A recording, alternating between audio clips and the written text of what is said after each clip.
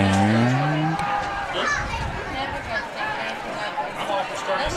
from the Eagle's Nest on the campus of Guerin High School in Noblesville, Indiana, we'd like to welcome you to tonight's broadcast of IHSAA football on Hamilton County Television. High school football is brought to you by Logan Street Signs and Banners, celebrating 25 years in the business. Other participating sponsors include Noblesville Trophies, Community Health, Smith's Jewelers, Indiana Restoration, the Noblesville Chamber of Commerce, and Bill Clifford for Sheriff. Well, this is the Battle of the Bishop's Cup. I'm Brad Silbert. Sitting to my right is Craig Atkins. Craig, it is a beautiful night for a football game. The only factor we may have, and it's not a factor at this very moment, is the wind. The wind has been very strong here out of the northwest, blowing right across the field, or rather out of the northeast, I should say. But we're about 3 minutes away from kickoff, and we're looking forward to a great game tonight.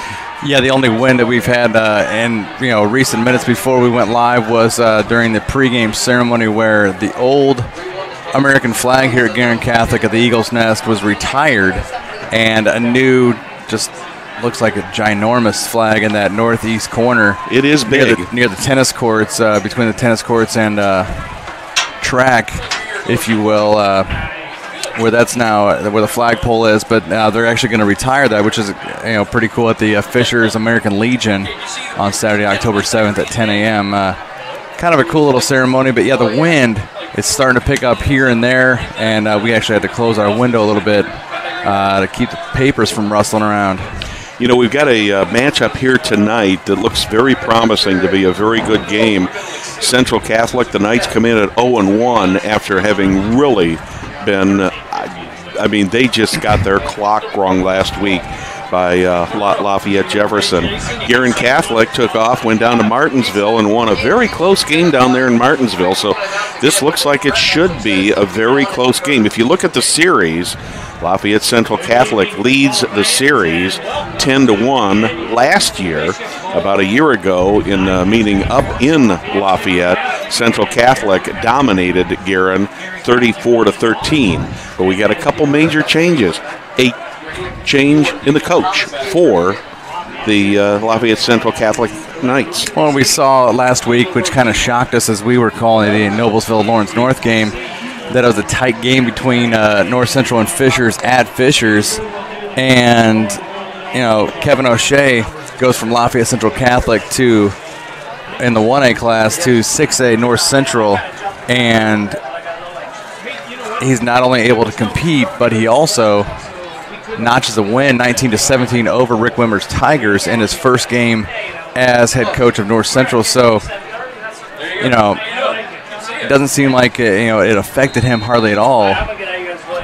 And it'll be interesting because you got a hungry Lafayette Central Catholic team who didn't put any points on the scoreboard in the first week, and a kind of awkward-looking score down in Martinsville for Guerin Catholic. Also, the second week in a row that they have been on the road, and we're right underway. Short kick at the 18-yard line, fielded by Jordan Turpin, and that is a tackle on the play by number 10, Hank Bates of Guerin Catholic.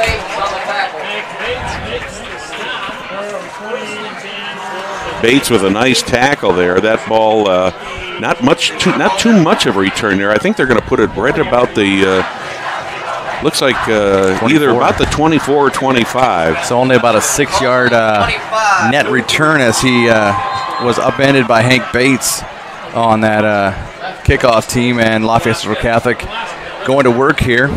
It's going to be Carlos Velasquez, the quarterback for the Central Catholic Knights, as they're going three wide. In motion is Jordan Turpin.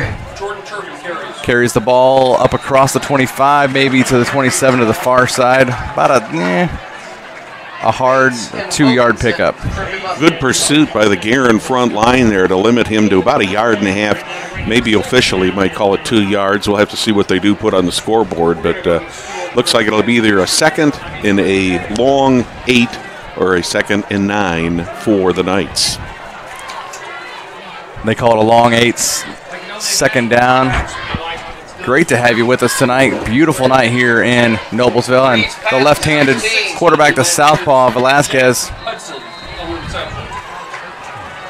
completes that to Jack Hudson, number 16. Hudson gained about 6 or 7 yards in that. Going to set the Knights up with about a 3rd and 3 or 3rd and 4, but there is a penalty. Yeah, just saw that too.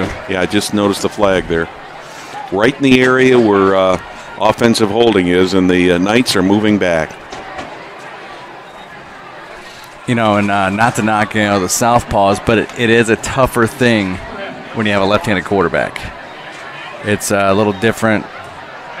It's kind of like guarding a left-handed player on the basketball court.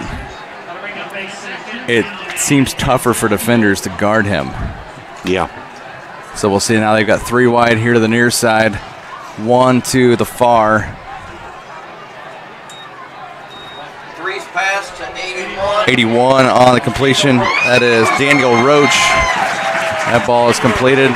Did you see the pursuit by the Golden Eagles on that one, Craig? Yeah, that looked like 44. It was some initial contact there just to bust up the play, and then as soon as that contact happened, 2 more Eagles were right there to limit that gain down to only about a yard. So it's going to be a 3rd and 16 situation for Central Catholic. Tom Hokinson and Hank Bates. We're going to say Hank Bates' name all night. He's looking like that kind of floating left outside linebacker and floating down at D end, where he'll be a presence there. 6'1", 196 pounds is Bates. Big 3rd down and 17 for Central Catholic. Velasquez flushed out, going left, chased again, and going long up the far sideline and almost caught. Oh, wow. Off the hands of number 16, who was right there in range, Jack Hudson again. Yeah, that ball was just a little bit overthrown. Otherwise, they would have had a 1st down in about 15 or 20 more yards. You'll have Thomas Kaiser back to return.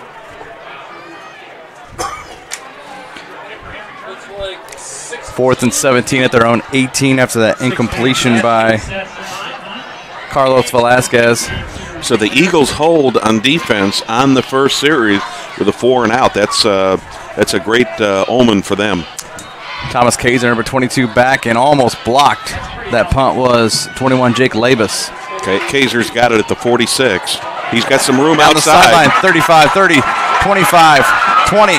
He's 15, still on his feet. 10, down to the 7-yard line. Looks like about a 49-yard punt return, and wow, Guerin Catholic in business. I thought we might see a flag there. I thought we might have a block in the back, but as I watched the play develop, that looked more like the player got pushed in there. Inside the 8. The Golden Eagles with a 1st and goal from the 8 on their first play from scrimmage. So it's almost like, what do you do? Starting tailback Thomas Kaiser, he'll be dotting the I back there, and why wouldn't you give it to him? And here's 1st down. Luke Keller under center. Hands the ball off to Thomas Kaiser. Up the middle he goes. Down inside the 5 to about the 4-yard line. Just inside the 5.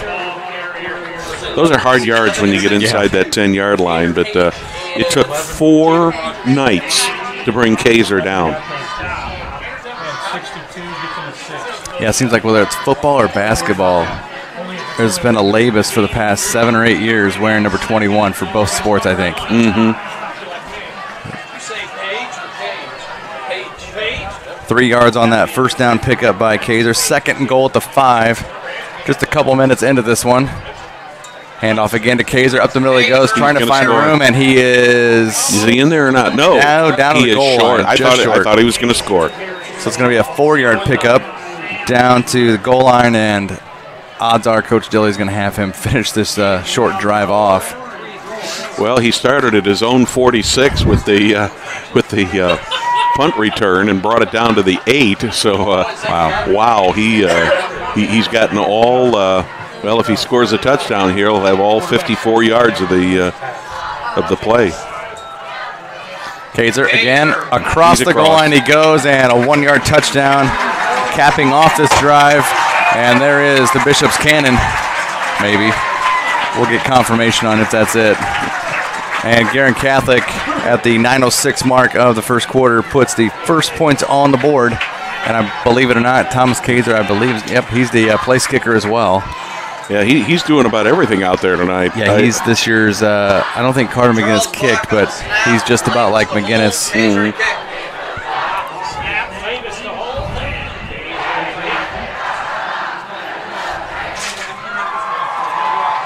Snap, the hold by Labus, and through the uprights it goes, and with 9:06 left here in the first quarter, it's Guerin Catholic 7, Lafayette Central Catholic 0. Fans, you know who's celebrating 25 years in business this year?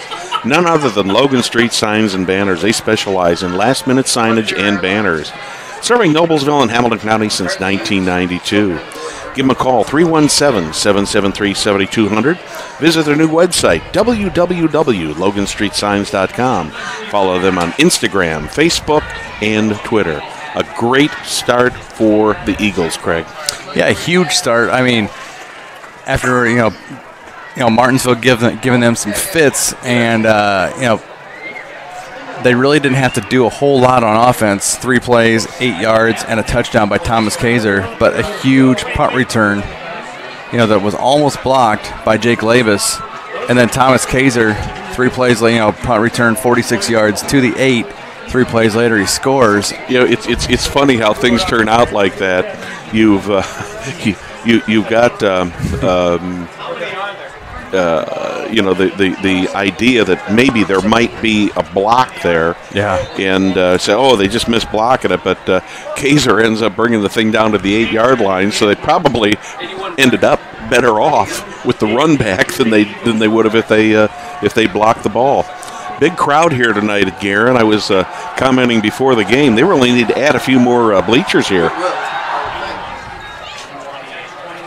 28 with short the ball. Kick again. That's Jordan Turpin at about his 21-yard line, and he heads off to the far side where it'll be 1st and 10, Lafayette Central Catholic at their own 30-yard line. Well, they started, I believe, at the 21 last time, at the 21 or 22. And they're starting right at the 30 now, so they had a 9-yard kickoff return. Yeah, it'll be interesting to see how Central Catholic responds on this offensive drive. If Velasquez can get something going, it seems like he's got a lot of weapons with some XYZ and A receivers, and a couple running backs they'll use. Got twins to the near. Fakes the handoff, and Velasquez will take it himself, and nowhere goes Velasquez. Once again, the pursuit by the Eagles was tremendous. That was number 37, Charles Brock, out there, who had the initial contact, and then there were 2 more Eagles right with him there. And the other 2 ended up making the tackle, but Brock had the initial contact and slowed the quarterback down just enough, slowed Vasquez down just enough that the other pursuers could get in there and get to him. Yeah, it seems like every year Tom Dilly's defense gets that much better here at Guerin Catholic. Keep an eye on 88 Will Pointer, junior defensive lineman. That ball is tossed to Schmidt, David Schwartz. Billy Freudenthal with the tackle. Looks like it'll be a 6-yard pickup up to the 36. About a 5 they're giving him to the 36, so it'll be a 3rd and 4.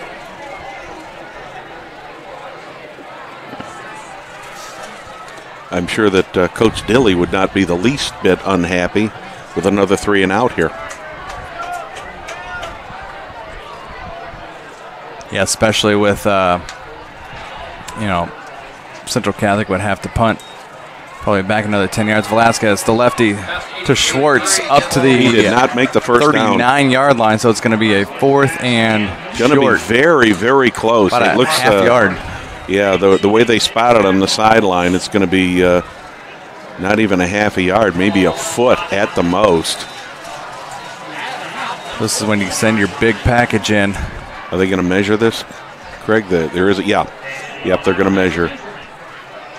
From our vantage point here, it looked like it had to go to the right of the 40-yard line to get a first down. Probably about a foot and a half, maybe. Yeah, I think more than anything else, the the Knights may be wanting to have a measurement. They may have requested it just for the idea to say exactly how much do we have to go. Oh, less than that. Referee is showing about 6 inches.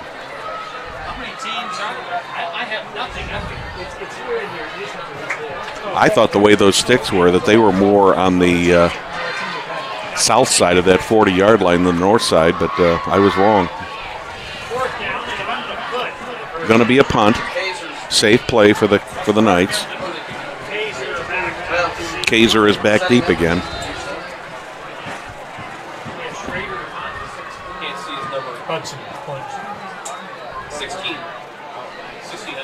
High punt from about the 21.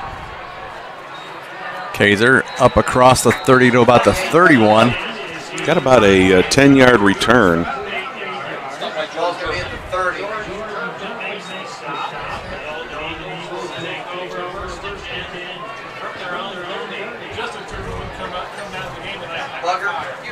Well, the Eagles started at the 8 last time. Now they're starting at the 30. I'd call it the 31. So they got 69 yards to go to hit pay dirt here instead of only 8. Let's see what kind of drive Guerin Catholic can sustain here, or if Central Catholic picks themselves up on defense.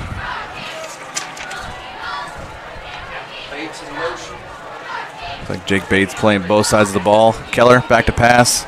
That ball is completed to Bernie McGinnis up to about the 38-yard line.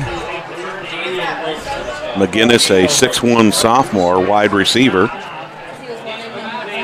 One of the things Tom Dilley was real happy about on the coaches show Monday night is he was very pleased at the distribution of pass versus run in their game against Martinsville last week.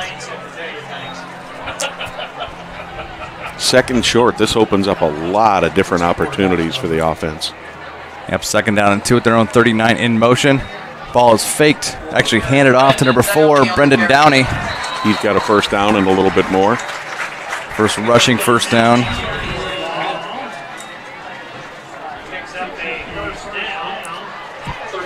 Races from the 39 all the way up to the 45 for a 6-yard pickup and a Guerin Catholic first down. Luke Joyce on the tackle for the Knights. First down of the night. It took 6:40 out of the game before almost we got a first down. Yeah. Almost the whole first quarter. But it is 7-0 also. Under center, and in motion comes Corbin Lane. Short handoff to the fullback. That is 37. And on the way he goes. That is 37, Charles Bach. And Bach all the way down to the 26-yard line. Credit Sam Windler with good pursuit on that. I thought that Brock might be off to the races on that one, but Windler managed to catch up to him, and as it was an excellent. Bach in good shape. Yeah. 5'11", 197 for a fullback. Mm-hmm. Another first down, and Eagles making a good showing against this Knights defense. A little delay action. Kaiser with the carry. Down to about the 20-yard line. 6-yard pickup for the senior. 11-21. Good crowd on hand. Student section packed over here to the right of the press box. A lot of tailgating going on. A lot of grills. Yeah, I got here about right around 6 o'clock, and I pulled into the parking lot and thought, boy. Tailgate town out there. Yeah, it is. Second down and 4 at the Central Catholic 20-yard line. Colts don't hold a candle to these folks out here. I mean, they were the grills. Keller and back everything. to pass, going up top and beyond the outreached arms of Corbin Lane. A little bit of contact there between the receiver and defender, but don't think that there was enough there to call a pass interference. Might have been almost mutual, but it wasn't, the separation factor of Lane getting away from the cornerback. Second, third down of the night for the Eagles. Last time they scored, but they only had 6 inches to go to score. And the Eagles call a timeout. Yep. First timeout. I'd like to remind you that Noblesville Trophies offers a large range of products, including sports trophies, corporate awards, and in-house embroidery. Noblesville Trophies provides you with same-day service for those last-minute decisions. Give them a call, 773-7391, or check them out online, www.noblesvilletrophies.com. You can follow them on Facebook and on Twitter. Yeah, pretty soon if you're over on the campus of Marion University near the College of Arts and Sciences, you see some professors in lab coats. Those were embroidered, or will be embroidered. They're on the docket for Sherry and Ben Klyla, as they'll be, they've got quite the orders coming in, I guess. They will be embroidering and stitching those lab coats for the medical staff at Marion University.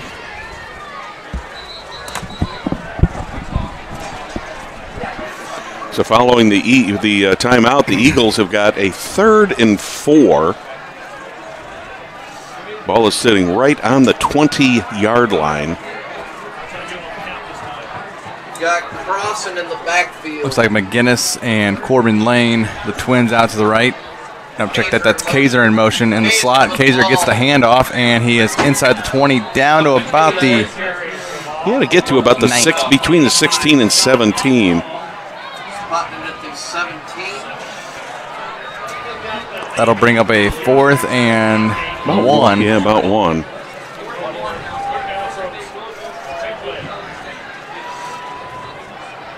If I'm Coach Dilly here, I'm going for this at this point on the field. Yeah, this is one of those games where you score when you can, because if there's a will, there's a way and a win. Kaiser across the first down marker, down to about the 13-yard line, picks up 4 and the 3rd rushing first down of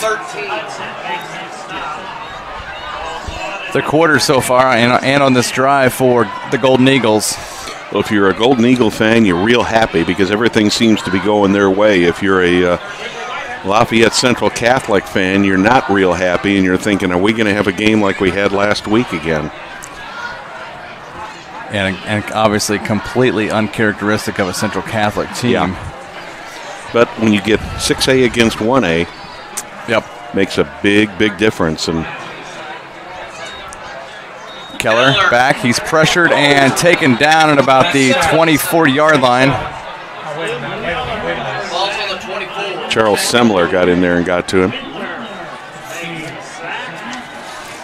Big loss on that one. Loss of probably 11 yards on that. Back to the 24-yard line, so it brings up second and 21 at the Central Catholic 24-yard line. 4:20 left first quarter. Craig Atkins with Brad Silbert. Will Wofford and Ben Klya, along with executive producer Jim Wofford tonight. In motion, McGinnis fakes the handoff and then hands it off to Kaiser. He goes nowhere. He was lucky to get back to the line of scrimmage. You know. No gain there, and it's going to be 3rd and 21. We may see Keller go to the air on this 3rd down. 24.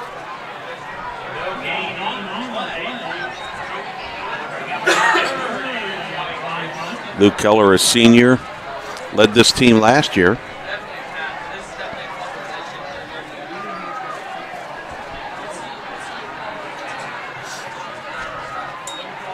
Back in the gun, looking, and up the field he goes.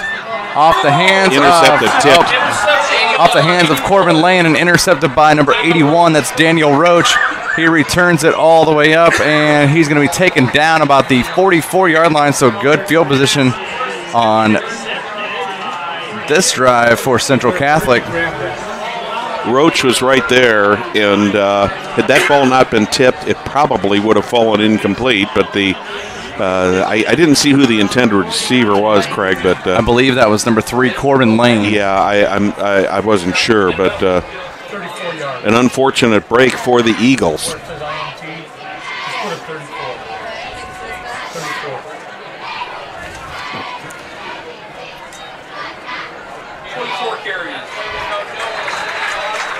.24 on the carry. That is Adam Dienhart.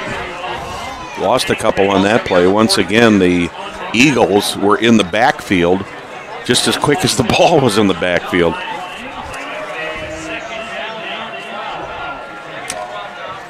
So the first turnover of the game,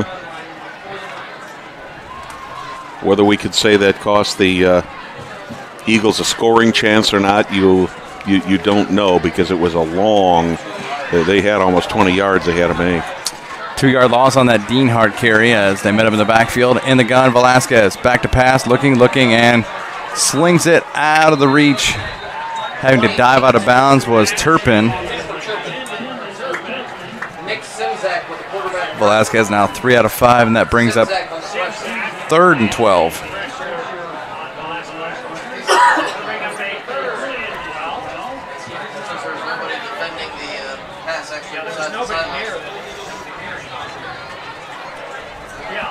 Knights without a first down yet in this game. 3 receivers to the near, 1 to the far. Velasquez throws up near the first down. Looks like that is be close, but looks like it's about a yard short. Jack 16, Hudson, I think, was the receiver. 16 Hudson on the completion. They're going to be about a yard short. You got 11 there, yeah.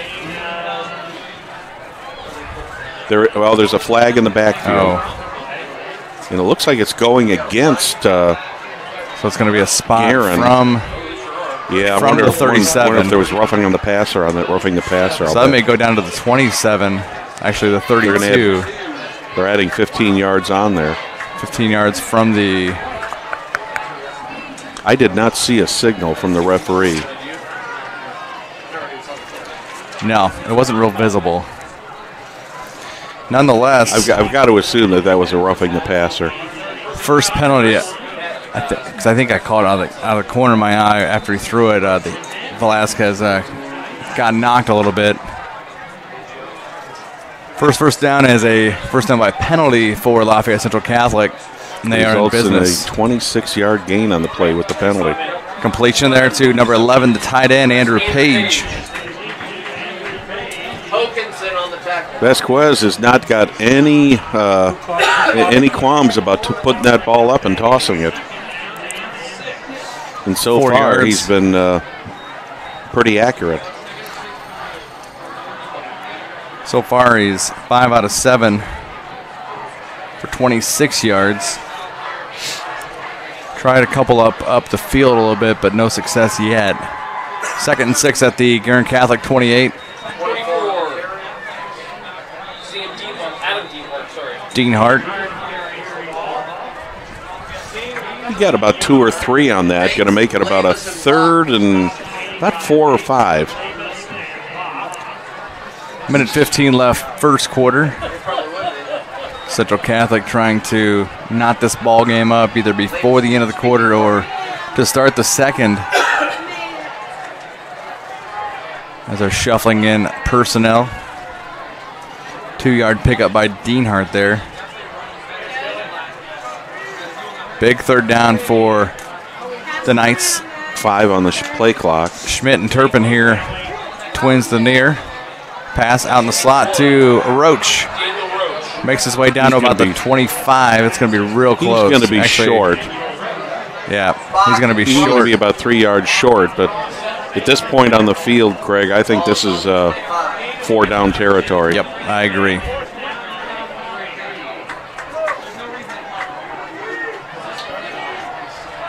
They're going to have to run another play. There's about 1 second difference between the play clock and the game clock, so they do have to run another play before the quarter is over.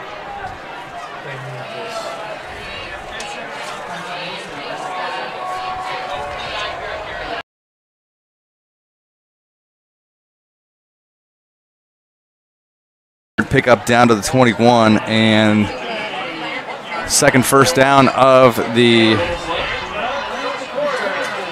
quarter, but that brings us to the end of the first quarter, and our score is Guerin Catholic 7, Lafayette Central Catholic 0. I'd like to welcome you to today's broadcast of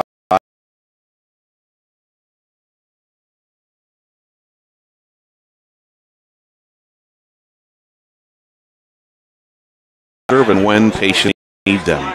With any questions, you can contact Community Health 317-355-355 7775, or check them out online, www.ecommunity.com. See if we can chase down a few scores. Yeah, we started about a half hour later than most everybody else, so we should have possibly even some halftime.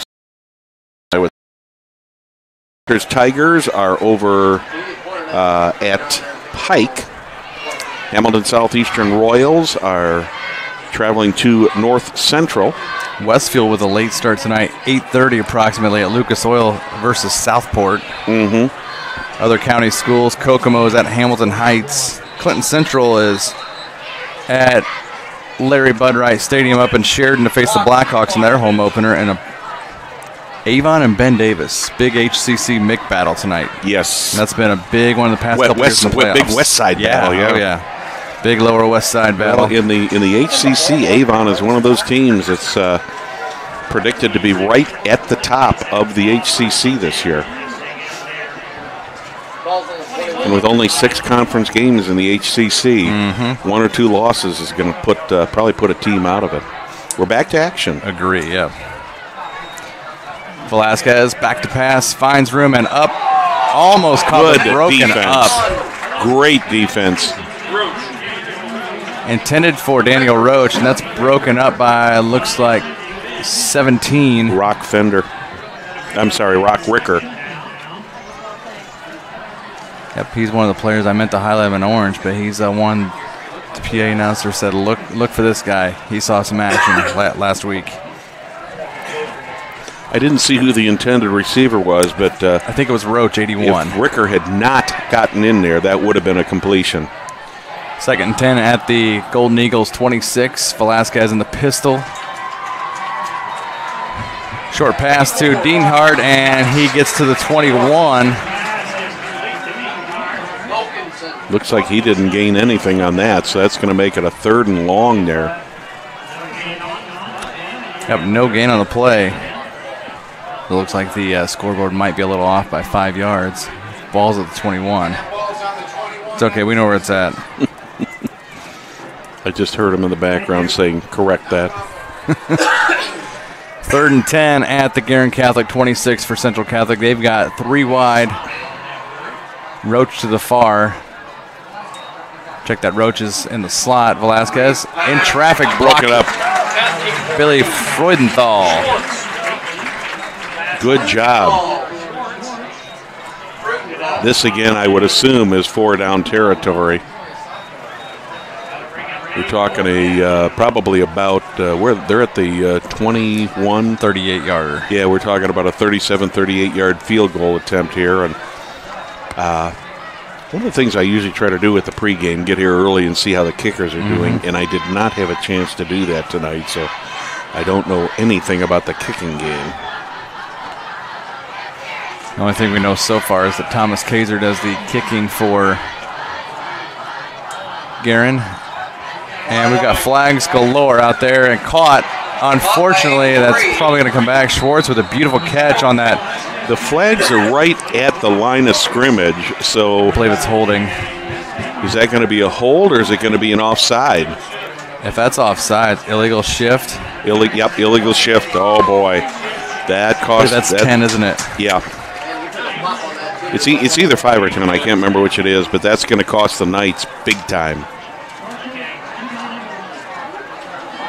That takes 6 points off the board. It is a 5-yard penalty. That was a beautiful catch on by David Schwartz on that. Unfortunately, that one will not make the highlight reel. If that had counted, that would be one that probably would have been on television in Lafayette tonight on the 11 o'clock news. Yeah, because it's a dead ball foul. So it's an automatic 5. Now 4th and 15. Replaying this down. 24. Deanhart gets the handoff and inside, down to close to the 20. Little surprised they didn't pass on that, Craig. I would have thought that they would have passed on that, but maybe they're thinking, well, we can't get the first. We'll at least get it a little bit, give them a little more distance. As it is, it's right at the 20-yard line, and the Golden Eagles will take over first and 10 here in the Battle of the Bishop's Cannon. We'll make our own cannon noises.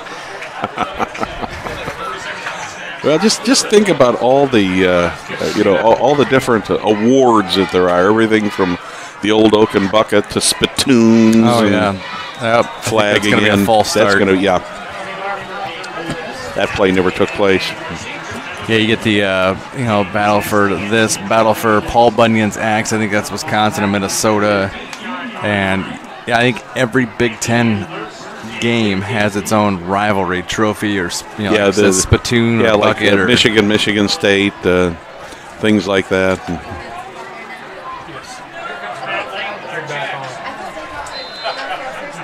So the mishap by the Eagles is going to cost them 5 yards and make it first and 15. Eagles scored on their first possession. It was only an 8-yard scoring drive, but set up by a great punt return. And nobody has done anything since. Kaiser gets the handoff. 25, 30. Oh, check that.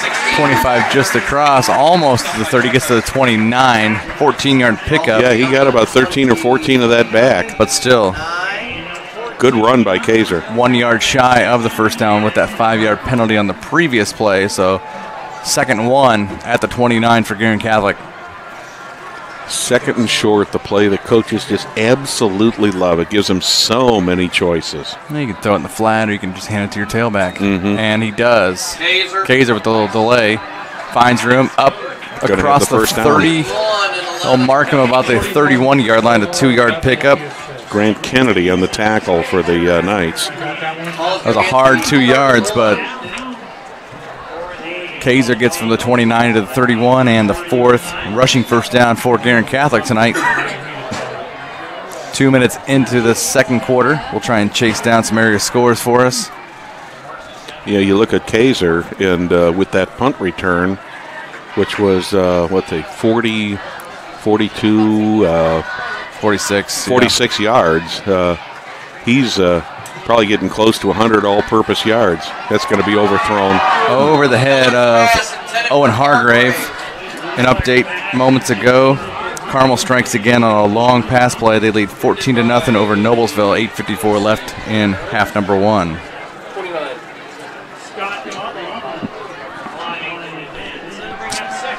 Yeah, not a good story in Philadelphia to start that weekend series. But the uniforms are kind of cool. Mm-hmm. They got their nicknames. Looks like the reporter's Richie Hall is out. Oh, he was at Heights for Kokomo Heights. Now he's heading off to Sheridan. Halftime, it's Hamilton Heights 7, Kokomo 7. Kaiser spins off, but he is brought down there. That's Andrew Page. First negative gain for Kaiser for the night. Lost a yard on that. Going to make it a 3rd and 11.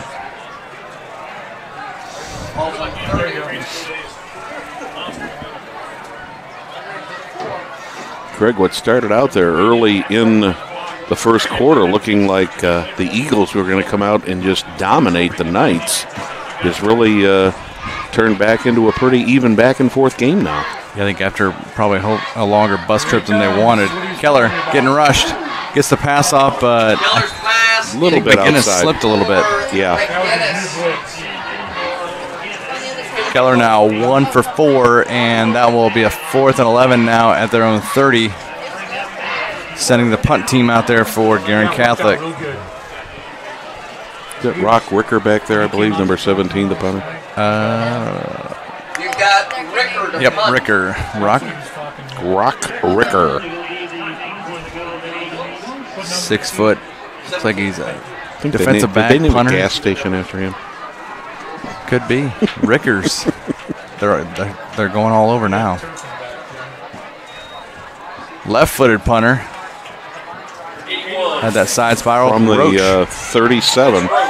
finds room, and he's just across midfield, finding room down. He'll be tackled and knocked out of bounds around the 45-yard line. So about a Daniel Roach with that return. 22-yard punt return by Roach to the Guerin Catholic 45. best field position that the Knights have had all day so far. Yep, they've started out their own 24, 30, 44, and now they're on Guerin Catholic's 45 to start this drive. 8:41 left here in the second quarter. Is this the first time they've been across midfield? I believe. Actually, you're right. They have. Actually, they turned the ball over on downs at Guerin Catholic's 20 the last drive. That's right. Yep. Dean Hart carries it up to the 43. Picks up a pair.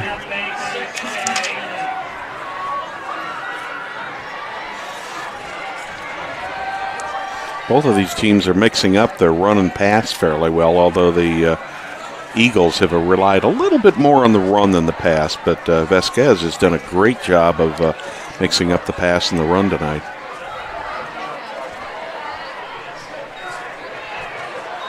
Second down and 8 at the Guerin 43. Velasquez in the gun, flushed out a little bit, and hard hit down. Hank Bates, as Page caught that pass. He might have gotten a yard. Nope, he got 2 yards. A hard 2. That was a big-time hit on that one. Page is going off the field. He's probably, I don't know if he might be seeing a few cobwebs there or rattled his cage a little bit, but that was a good, hard football hit. John Madden would have liked that hit. Boom. Yeah. 3rd and 6 at the Guerin 41. 4 wide. Looks, flushed out left. Finds room back and almost. Ooh, wow. Hank Bates is everywhere. Bates came very, very close to intercepting that ball. So that brings up 4th down and 6 and a punt team. Looks like Jack Hudson will come in to punt once again for the Knights. Thomas Kaiser back deep for the Golden Eagles.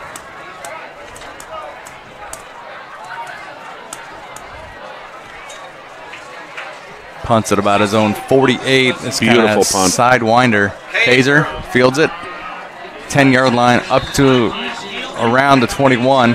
I'm surprised he got that much back, Craig, because that ball was hit sky high. Sidewinding. And usually when they get that high, the defense or the defenders have got time to get down the field and get under it. But he managed to get 10 yards. He earned all 10 yards, no doubt about it. But I was surprised that Central Catholic didn't limit him to a lot less yardage. Cookie?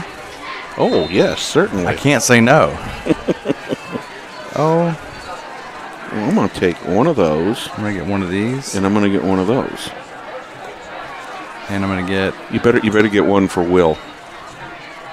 Yeah, we'll grab him. Yeah. Kaiser with the carry. Thank you very much. Very, very hard-earned yards there by Kaiser. 4-yard gain on the play, but he just took about 3 defenders right down the field with him to add about 2 or 3 more yards to that play to get the to get the 4 yards.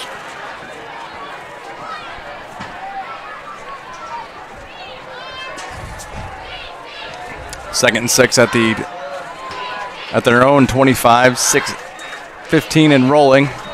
Kaiser tries to break free, gets across the 30 up to about the 34 where he'll be marked down. 9-yard pickup and another Eagle first down.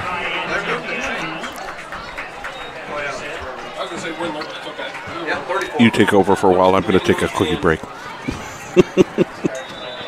12 carries, 49 yards. Yeah, you're going to take a cookie break. Plus that 46 on the return. Can't beat that. I mean, that goes to his all-purpose yards. The punt return does for 46. He had good yardage last week, too. Mm-hmm. Keller, back to pass, 3-step drop. Completes it to Corbin Lane. He's up the field across midfield and knocked out of bounds. If he wouldn't have been knocked out, he would have had a clear cut up the sideline. Well, Lane had to turn around and come back a couple steps to get that pass.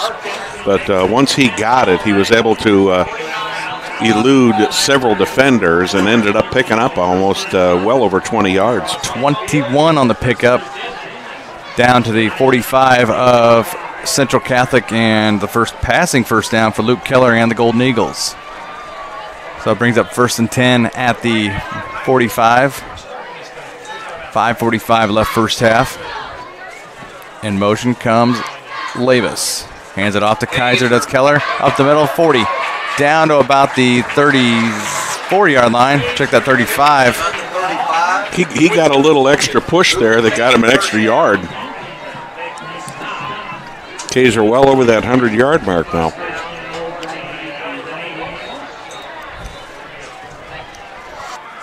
Give him 10 yards down to the 35.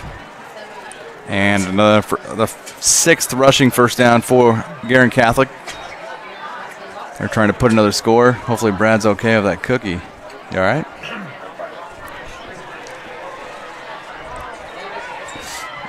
Keller hands it off again. Kaiser finds room, and he's pushing and pushing down to about the 31-yard line. I believe that's where they'll spot him.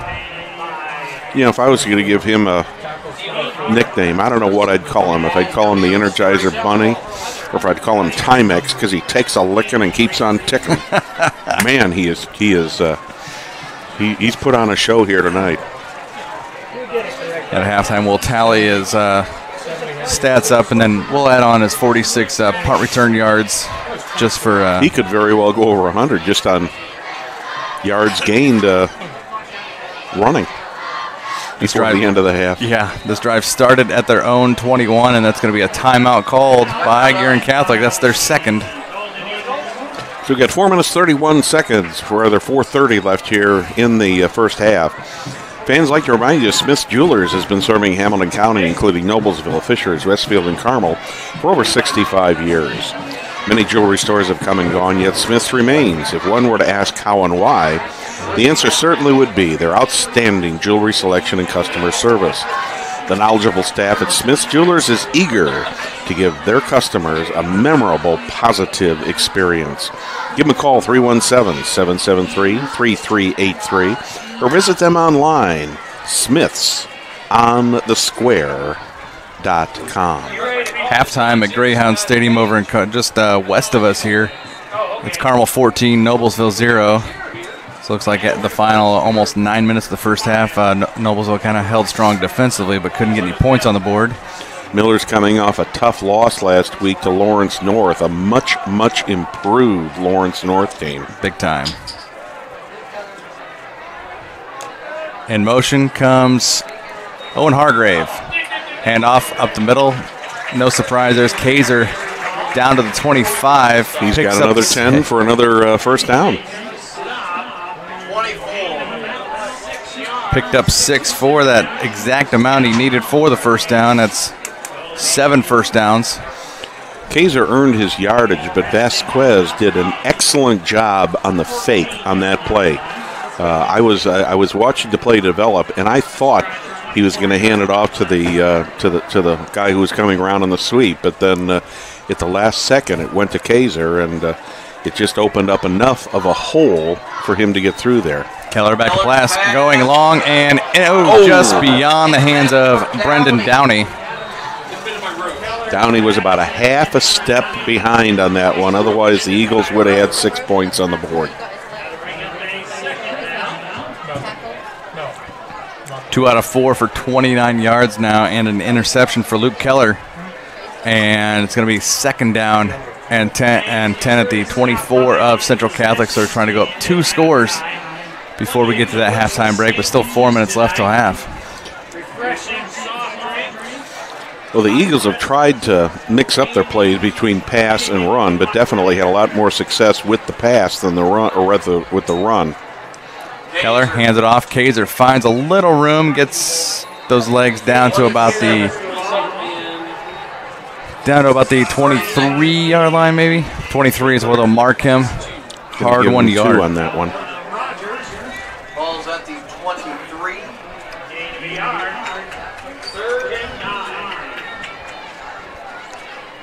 You know, We grabbed a cookie for Will, and if he's nice, he sees the tray behind us over here. If he can grab one for Ben and Jim. That'd be nice of him. That'd be nice of him.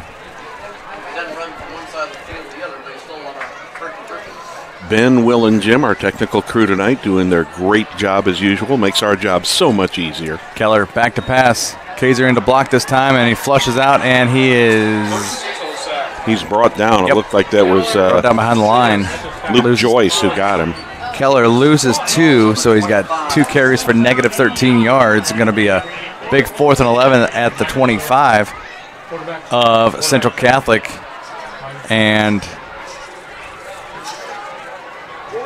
shifting personnel in and out of the game. Keller gets the play. They're going to go for it. 2:40 left here in the first half.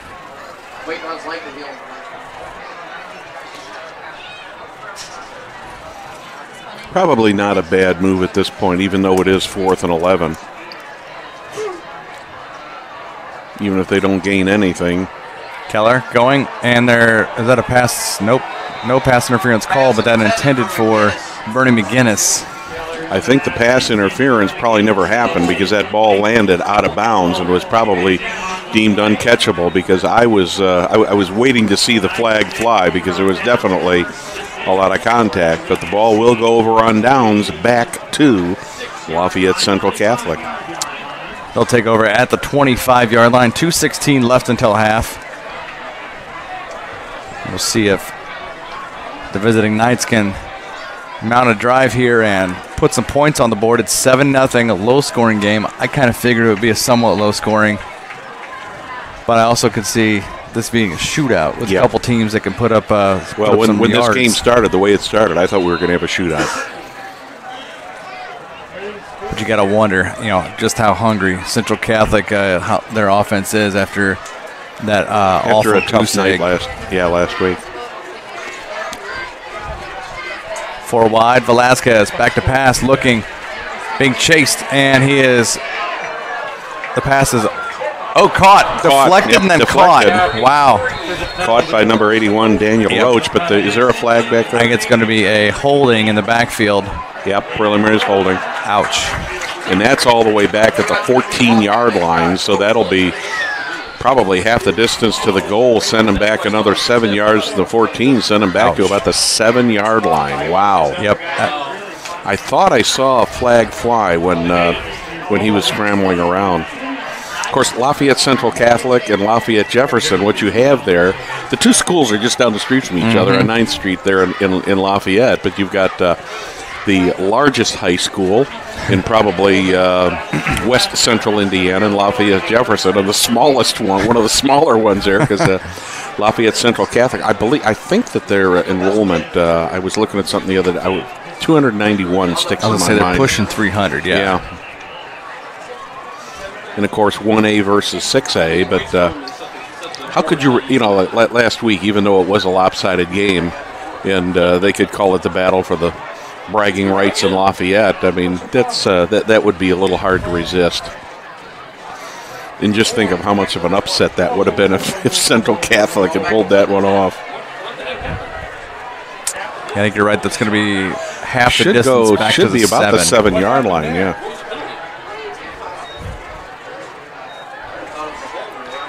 Looked like it might have been a spot foul. Yeah, the holding is a spot foul. Yeah.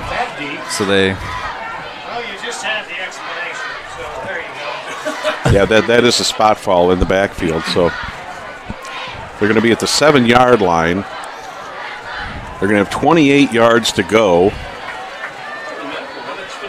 for a first down. In 2 minutes and 7 seconds to try to get something on the board here before the end of the first half. That's a good point. What's that? You might be too close to an 18-yard penalty. 3 penalties, 33 yards.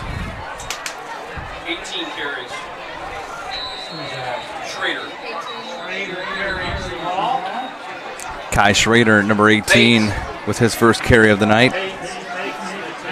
And the Eagles use a timeout here, thinking that maybe they're going to have some time to get the ball back here. I think they might have one left after this, or are they not? No, they're down to 0. That was their last timeout. Yep, that's 3. Central Catholic still has their 3 timeouts. Fans want to remind you that there's no job that's too small or too big for Indiana Restoration Services. Whether you're a homeowner, a large business experiencing water, fire, storm, and or mold remediation, or if you're a homeowner that just simply needs a good carpet cleaning, Indiana Restoration has you covered. Give them a call at 317-776-9942 or visit them online, www.indianarestoration.com. Also like to remind you that Bill Clifford is currently a sergeant on the Hamilton County Sheriff's Department. He's committed his life to serving the community with integrity. As a resident of Westfield with his wife Cheryl and their 3 kids, family safety is Clifford's top priority, and he understands the Sheriff's Office must be proactive against threats in order to best protect you. For more information, follow the campaign on Facebook at @Clifford for Sheriff. And remember to vote for Bill Clifford for Hamilton County Sheriff on May 8th. Back out of the timeout. 3rd and 26 at their own 9 after that long penalty. Looks like that's 18 again. Kai Schrader with the carry. About a 5-yard pickup. I think what Central Catholic is trying to do here is try to run some time off of the clock. They've got a 3rd and 20 here, and with the 40-second play clock here, it's going to go down to right about a minute and 15 seconds or so before they have to snap the ball. And then if they do another running play at 1:15, say it goes down to 1:10, it's not going to give the Eagles much time to... Velasquez back to pass, going, and Hudson, the intended receiver, blocked. Wow, was that a great block. Dylan Crossan, number 26, bats that away.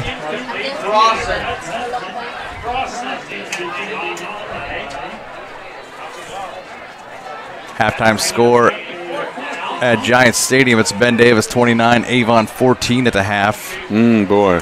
And it's 14-7. Warren Central up on Louisville Trinity, who beat up on Carmel last week. Yep. We'll try and tackle some other scores. Fishers is at Pike, Hamilton Southeastern at North Central.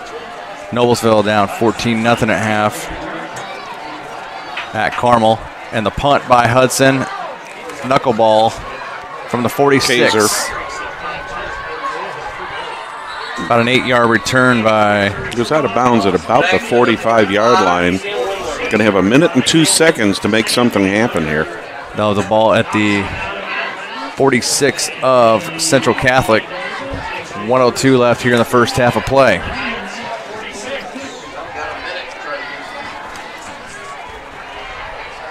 Well, after that first series, Craig, this game has just kind of gone back and forth. Both teams have had opportunities, but neither has been able to cash in. And we'll see what Luke Keller and company can do as they start this drive. Finds out in the flat, that is Bernie McGinnis. He gets about 12 yards. He also got out of bounds, so that helps a little bit. McGinnis' second catch. Of course, the clock still stops for the first down, but had he not gotten out of bounds, as soon as the chains are set, that clock would have started again. As it is, it'll go with the snap now, of course. 12 yards on the pickup.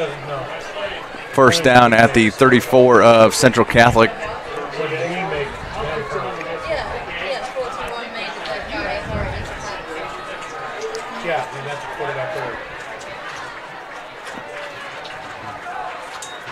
Keller quickly out in the flat. That is number 4, Brendan Downey. And he's fighting for a couple of yards. He might get 2. Actually, he might get 1. Downey needed to get out of bounds because the Eagles do not have any timeouts. And the clock is running with about 35 seconds left, and they are in a hurry-up offense here. Give him 0 on that.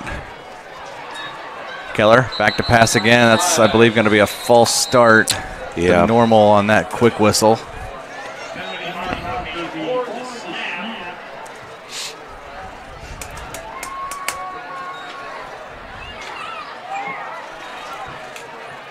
You know, the Golden Eagles, they want to tack on another score.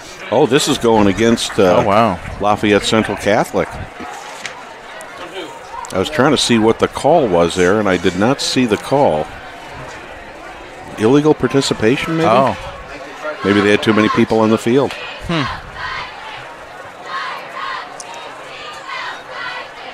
Put his hand on his left shoulder. I can't remember what that signal is. Yeah, I can't think of what the exact. Nonetheless, 2nd and 5 at the Central Catholic 29. Handoff, delay to Kaiser. Down inside the 25, stretching himself to about the 23 maybe, as he picks up another first down. They're going to have to hurry. They've got about 20 seconds left here. That was a first down. So Yep, clock's rolling. Keller back to pass, looking, flushed out, chased, and completes that. Did not get out of bounds. At the 15. That is probably going to be the last play of the quarter. Drew Thiem, 89, Nope, they're not going to get it in. picks up 7 yards.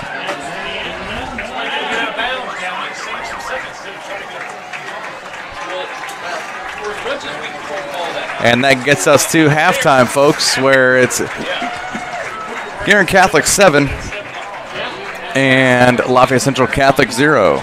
I'm Brad Silbert along with Craig Atkins, and we'd like to welcome you to tonight's broadcast of IHSAA football on Hamilton County Television, presented by Logan Street Signs and Banners, celebrating 25 years in business. I'd like to also thank our other great sponsors. They include Noblesville Trophies, Community Health, Smith's Jewelers, Indiana Restoration, the Noblesville Chamber of Commerce, and Bill Clifford for Sheriff. Before we go away for halftime, let's just talk a little bit about what's going on in Noblesville and all the great things the Noblesville Chamber of Commerce is bringing to Hamilton County for us. One thing that's actually just south of where we live, there I believe going to create just north of 38, right there at Little Chicago, is going to be a trail.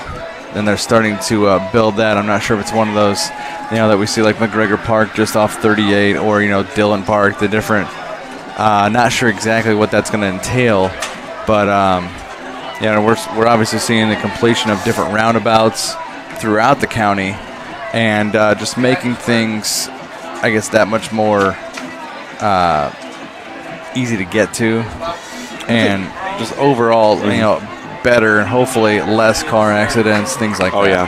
Well, you look at how this county has grown, Craig, and what has happened through the years, and it's just really grown, and good solid Chamber of Commerce is good. We'll take a break, and we'll be back with the second half in a little bit. Thank you, ladies. Let's hear it for the Guerin Catholic cheerleaders. The IHSAA, in partnership with Blue Frame Technology, is pleased to announce that you can now watch your favorite IHSAA sports on the all-new IHSAA TV Apple TV app. Watch live or search through thousands of archived broadcasts. Have an older Apple TV? You can still watch on your TV by going to AirPlay on your iOS device and choosing Apple TV. Download the new Apple TV app now in the Apple TV App Store. We all have our own story about community. I truly felt that each doctor, technician, and nurse had the same goal: provide exceptional care and make it simple. Because of my chronic illness, I have an entire team on my side. With Community's My Chart, I keep track of everything. When community says exceptional care, simply deliver it. Those aren't just 4 words at the end of a TV spot. It's for community patients at the end of a TV spot. Telling you to believe every word.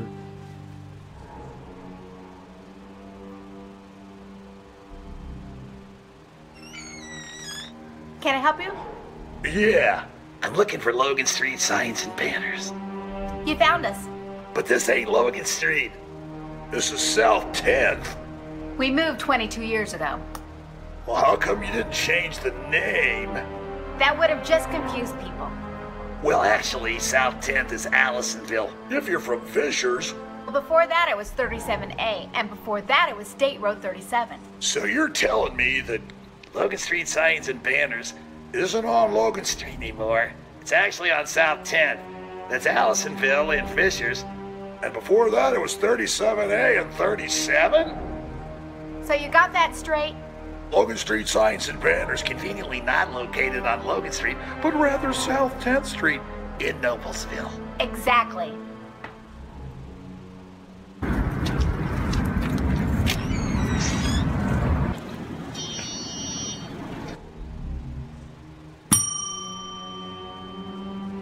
Can I help you? Yeah, I'd like to order a hamburger, fries, salt, maybe a large vanilla shake. Yeah. This is a trophy shop, can't you tell? You got a counter right here. Isn't this where you place the orders? We sell trophies, we sell plaques, we do embroidery. No food. You got carry out? Unlike the internet, everything that you need we have here at the shop. Very unique.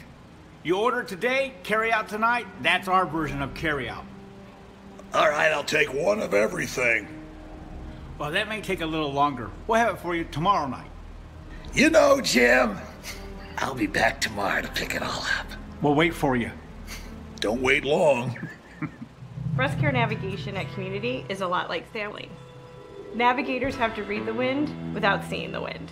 The breast care navigator will follow the patient and their family through the continuum of care. My nurse navigator was always there. Just to be an advocate for that patient. You need the biggest support system that you can, and to know that you have one other person there who can help you through it is definitely something that is amazing.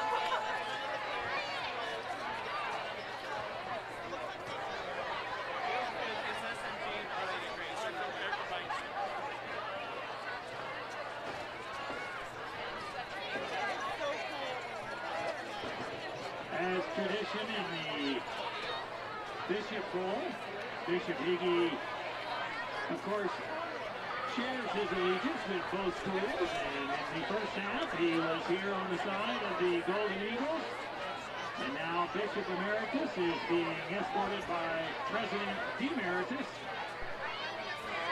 to the other side.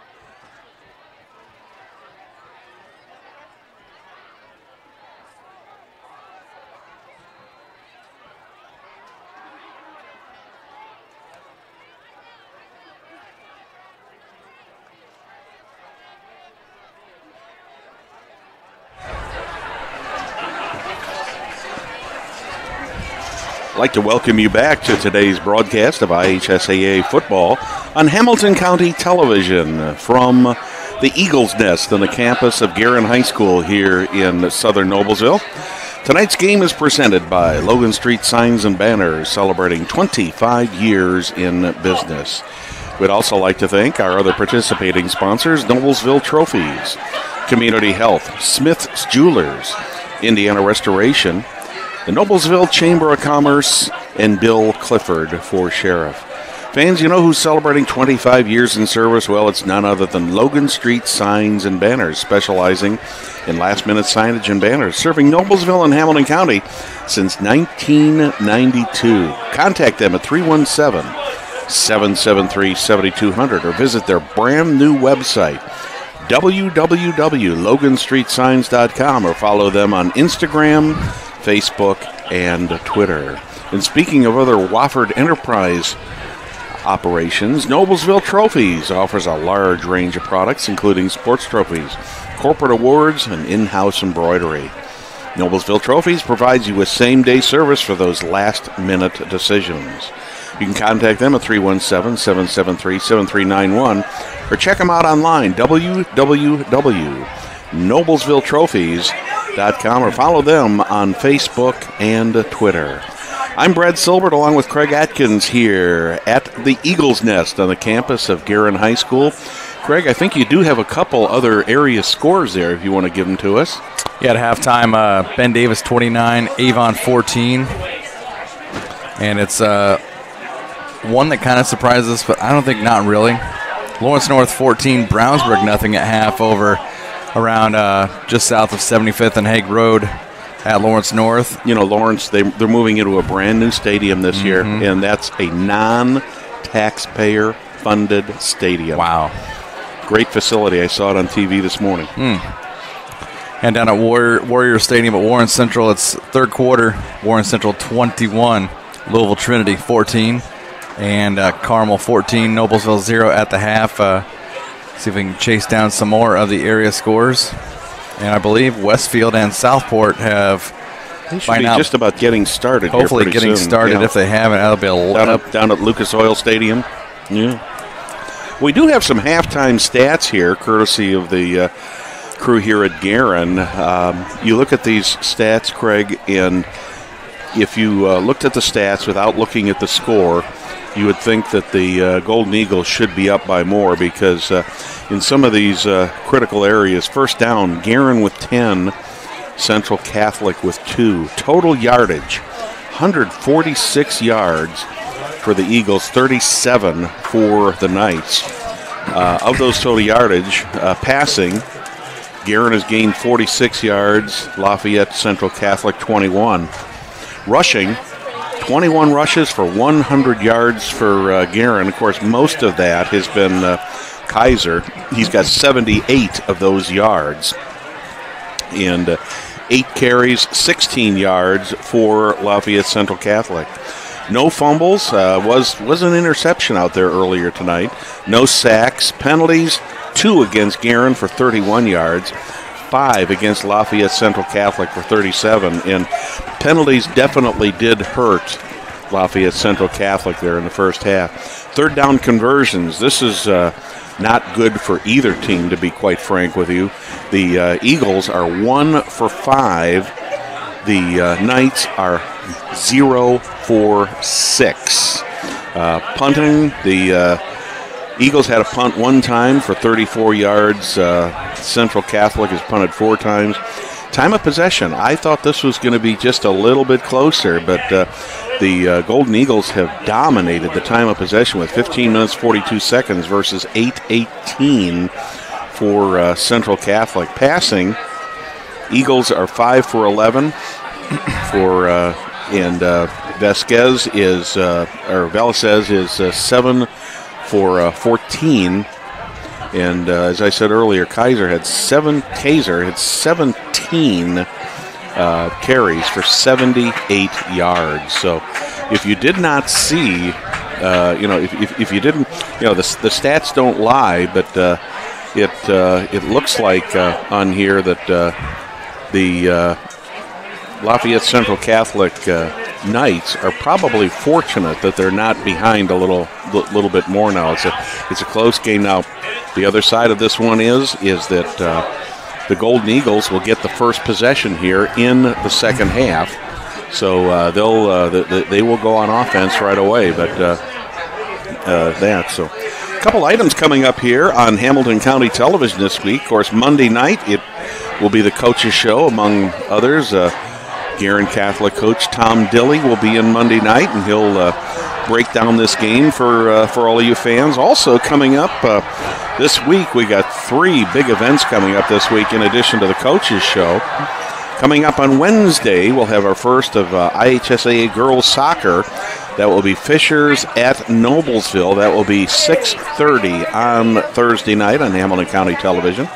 1 week from tonight, we'll have 2 games. Both games will be starting at 7 o'clock.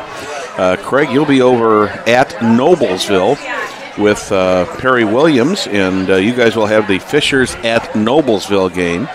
And Jack and Victor will be down in Hamilton Southeastern for Avon at Hamilton Southeastern. That ought to be a good matchup, that Avon-Hamilton Southeastern matchup next week. A couple of the better teams in the HCC. And Fishers and Noblesville, that ought to be another good one. If you can't get to the games, you can always watch them here on Hamilton County Television. And how many other ways can people watch us, Craig? It's just amazing the number of ways they can watch us. Oh, the different times. Pardon me. Excuse me.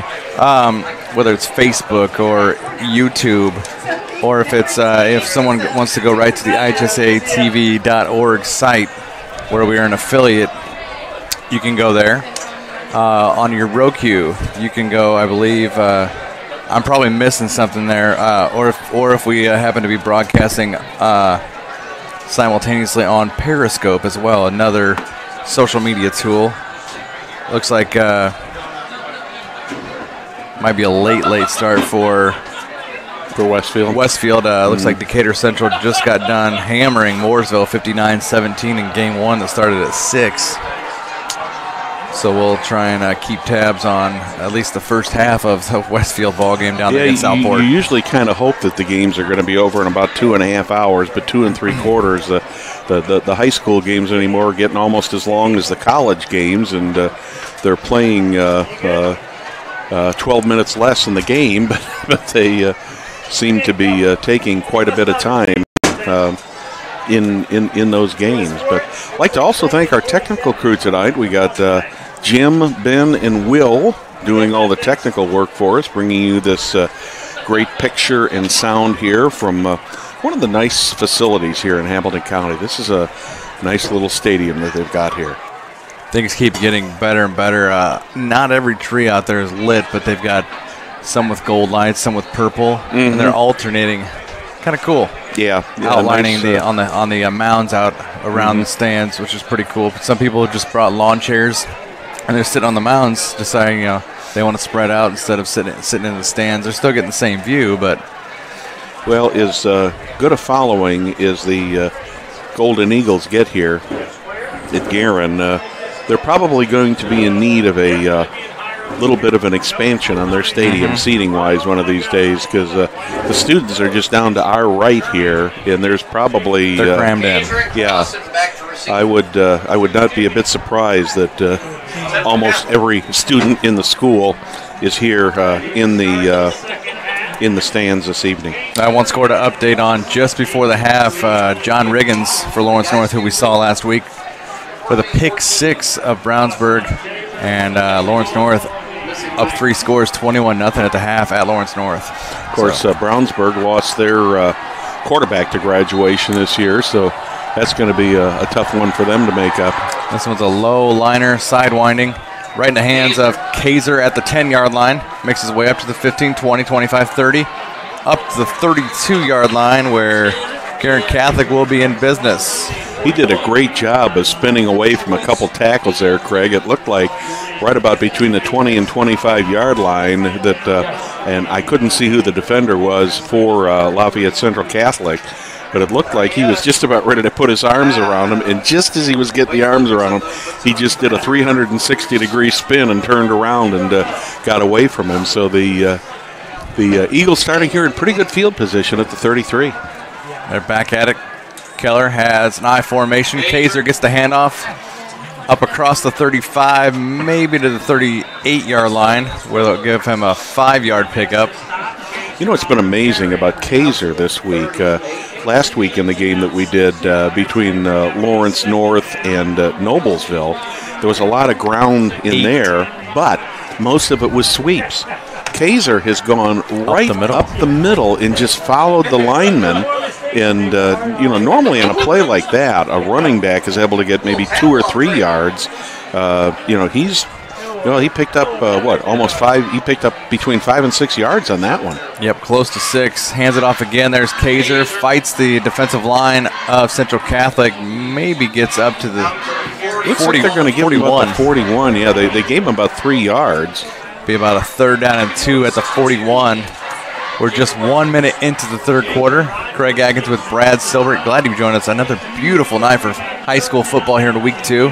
If every football night could be like this, it would be just wonderful. Oh, yeah. And we wouldn't have to have any domed stadiums anywhere. 3rd down and 2. I formation. I think I know what the play might be here. Hands it off to Thomas Kaiser, and he fights his way to get to the line of scrimmage. Yeah, he almost didn't get back to the line of scrimmage that time. So gain of 0. He carried all 3. And Justin Stover got in there and got a hand on him initially, and that slowed him down enough that the rest of the Central Catholic front line could get in there and stop him. So a 3 and out to start for the Eagles. Punt team out there, Rock Ricker, number 17, standing at his own 28-yard line, where he'll try and boot this away. The left-footed. Nice Another punt. Sidewinder again, and that's off of number 28, Turpin. That touched Turpin. If they touch that. I didn't see it touch him myself, but I wasn't paying that much attention. But it was very close if it didn't touch him. if it didn't touch him, that was obviously if it touched him, it should have been let's take a look at the replay here and let's see what happens here.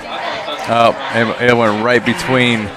I thought it might have touched him when he was right down. No, it went right between them. Yeah, but as it is, a great punt for the Eagles, and they've got the Knights at their own 4-yard line. So Central Catholic's first drive of the third quarter. They're back deep at their own 4. Velasquez has 3 receivers and in the pistol with the fullback. Back, little screenplay. There is 28, I believe. Turpin. Yeah, Turpin was the receiver on that. He got about 3 or maybe, well, they're giving him 3, so it looks like it's going to be about a 2nd and 7. Looks like he's out to about the 7-yard line. They started on the 4. Kind of a gutsy play that far, that close to your end zone by Velasquez. Yep, he's got. That easily could have turned into a pick 6. Oh, very short one with that. Turpin and Hudson to the near side, and we got a jump. Yep, there's going to. Like 27. They're going to go half the distance back, and it's going to be at about the 3.5-yard line. 27, Chris Castillo, and possibly Tom Hokinson. Got a little antsy there. I think what may have happened there is the lineman all of a sudden saw the man in motion and thought the ball was snapped, and away he went.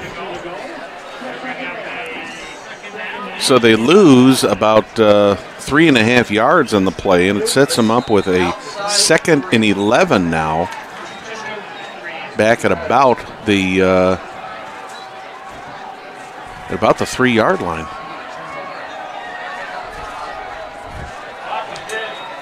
Hands it off, and nowhere to go. Nowhere. 24. Ricker on the tackle. That was Dean Hart.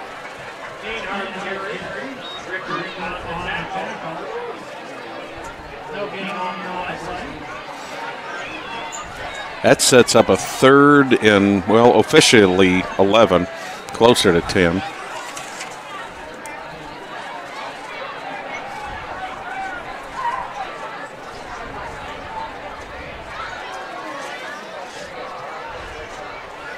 We're going to call this Christmas in August out here at the at the field. Everybody's got their purple and gold on.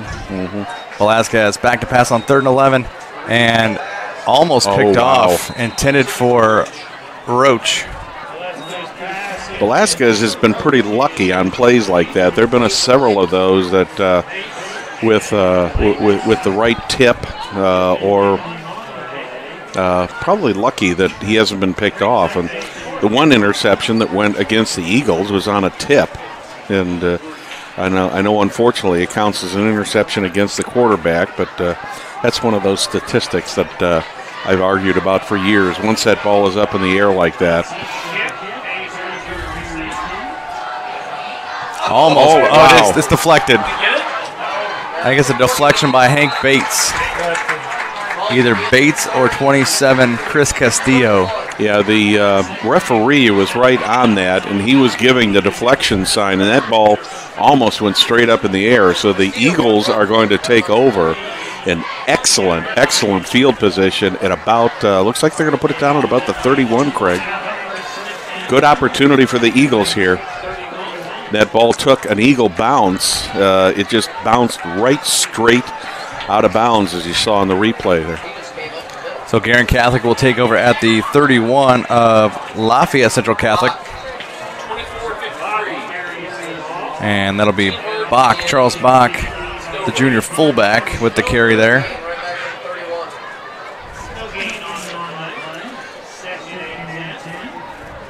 He's still averaging 14.5 yards a carry after that 29-yarder in the first quarter. Yeah. 2nd and 10 at the 31 of the Knights.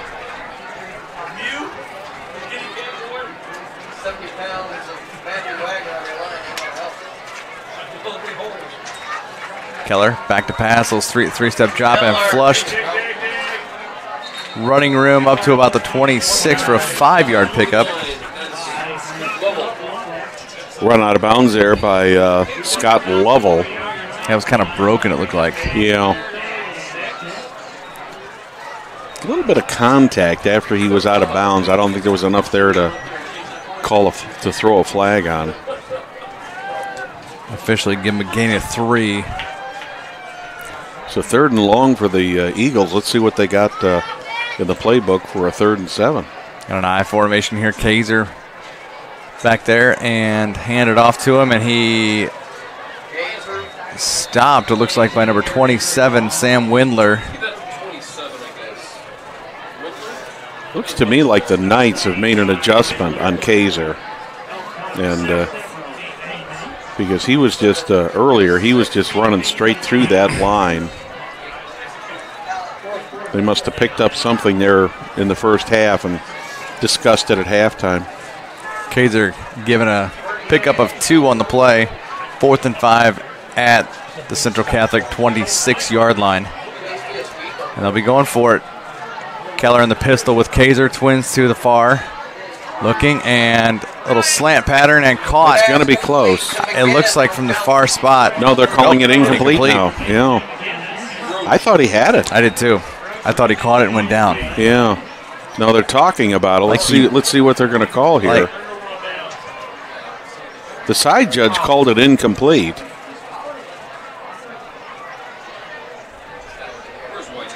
Now they're going to the official.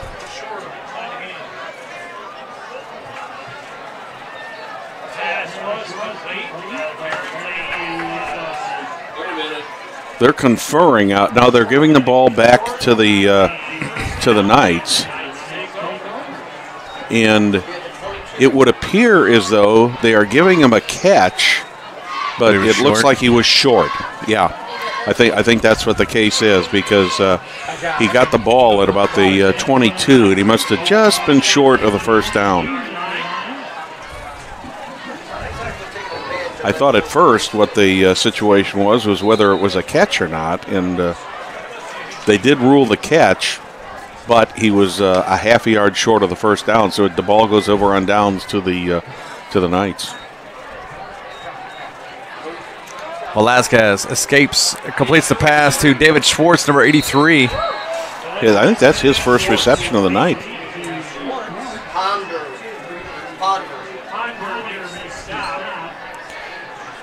And he completes that for a 19-yard pickup all the way up to the... Probably the biggest pickup of the night they've had so far. Yep. Second double-digit pass and catch. One to Hudson, and now this 19-yarder to David Schwartz. Believe it or not, just the third Central Catholic first down. Velasquez flushed out, goes right. Completes it, and that is Schwartz again up across the 45 down to the 40 of Guerin Catholic. And another 19-yard pickup. Velasquez threaded the needle on that one, Craig. That was a very well thrown pass, and that was a bullet right to Schwartz. You know, if he can get in a rhythm at that left-handed arm, it was always fun watching Steve Young play. Yes, the way he maneuvered. Mm-hmm. 18 carry. Handed off to number 18. That is Kai Schrader. Schrader's brought down for a loss of looks like they're going to mark him off with about a 2 or 3 yard loss. Second and 12 from the Guerin Catholic 42-yard line. The Knights just have not had a lot of success on the ground, but their passing game is what's kept them in here so far. This is their first possession of the second half. Eagles went 3 and out. Across the middle goes, and that is Turpin. Catches the ball down to about the 35, or 34 will be marked. 9-yard pickup. Hokinson on the initial contact on that. They gained about, looks like they gained about 7. They've got a 3rd and 5 left at the 35-yard line. Definitely 4-down territory. Yeah, Velasquez has completed 4 of his first 5 here in the third quarter. Big 3rd down and 5. Velasquez back to pass. That one's wow. Oh, they're going to call pass interference. I think he had an arm on his shoulder. Yep, he did. He put a hand on his shoulder pad. Like he was getting there and blocking a little, like he was kind of using his shoulder to reach out there. That's a good call. Yeah, it's like he was going up, blocking the little brother's shot on a 7-foot basketball hoop. Otherwise, it was a fantastic play. Yeah, if he wouldn't have put his hand on the shoulder, that would have been one of the best pass breakups we've seen in quite a while. That's a 15-yard penalty from the line of scrimmage. It's not a spot foul. Right. But it definitely puts Lafayette Central Catholic into the red zone. It'll be first and 10 from at the 20. Right on the 20, yeah. Yep, 15-yard pickup on the play. Velasquez in the pistol, finds room and escapes. Across the middle, ball off the hands. I think that was Roach. Roach just couldn't hold on to that thing. I hope that was 16 Hudson. Wilkinson and Crossan. 5:07 left here, third quarter. Velasquez, when he throws that ball, he puts some heat on that thing.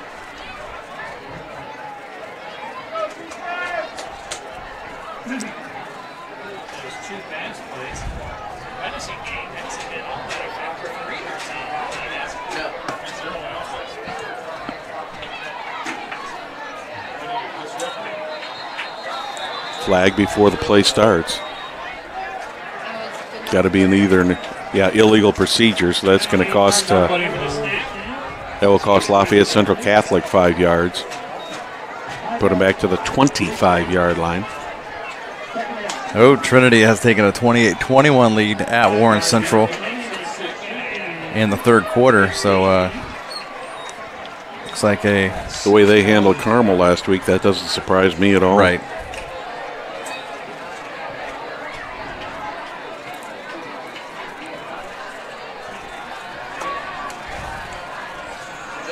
say you got some in the works. So are you still working on it, or you're saving? Second and 15 at the Guerin Catholic 25-yard line. 5:05 left, third quarter of play.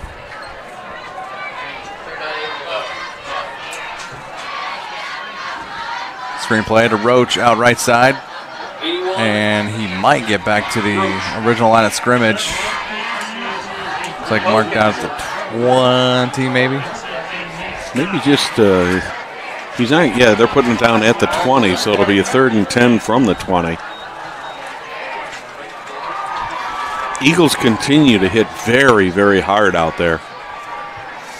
He was driven out of bounds extremely hard.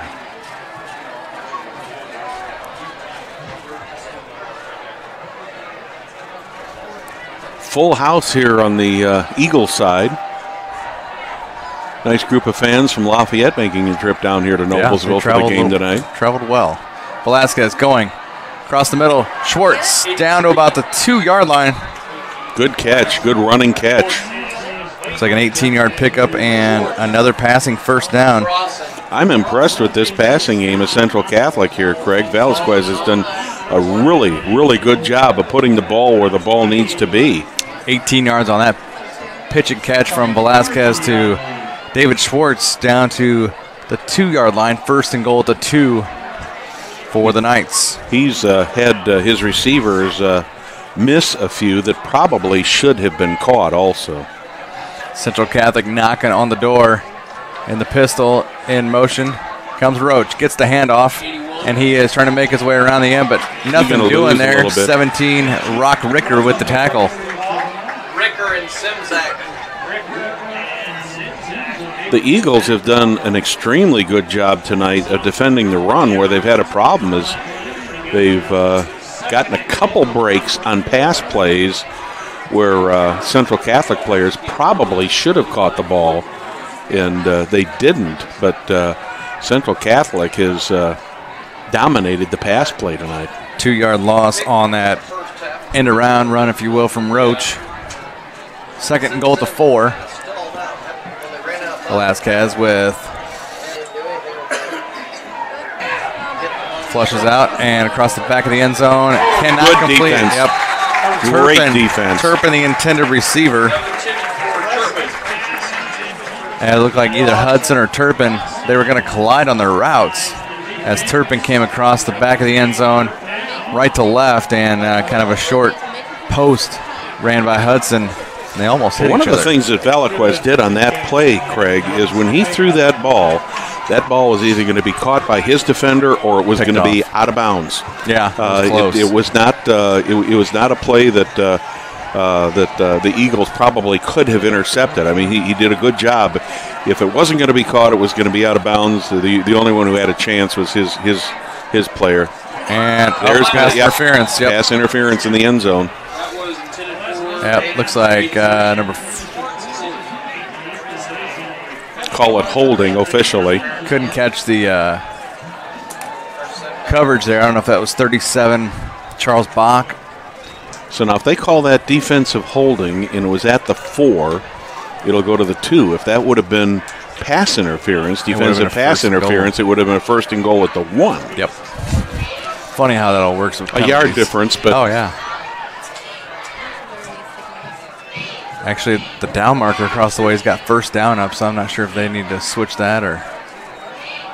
Yeah, because they don't get an automatic first down on that. Nope. No, on the defensive holding they do get an automatic first down. Yep. Yeah, it's the pass interference they don't get the automatic first down on anymore. Third and goal back at the 2-yard line. No, they put it back to third down, didn't they? Velasquez going to try it himself, find some room, and he makes it across, and Velasquez. Did he make it in? Yep. The far side judge calls him in for the touchdown, a 2-yard touchdown run for Velasquez. It looked like he was headed to the end zone. He must have stretched the ball out because it looked like he came back again then, and I couldn't tell at first whether he got across or not. Let's take a look at the replay here.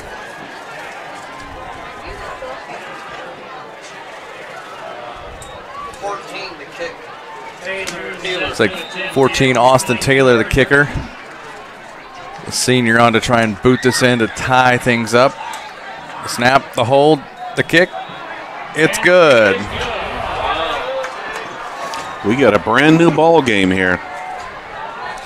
3:29 left, third quarter, and it's Guerin Catholic 7, Lafayette Central Catholic 7. Fans Community Health is Indiana's leader in providing health care services where and when patients need them. If you've got questions, you can contact Community Health at 317-355-7775 or check out their website, www.ecommunity.com.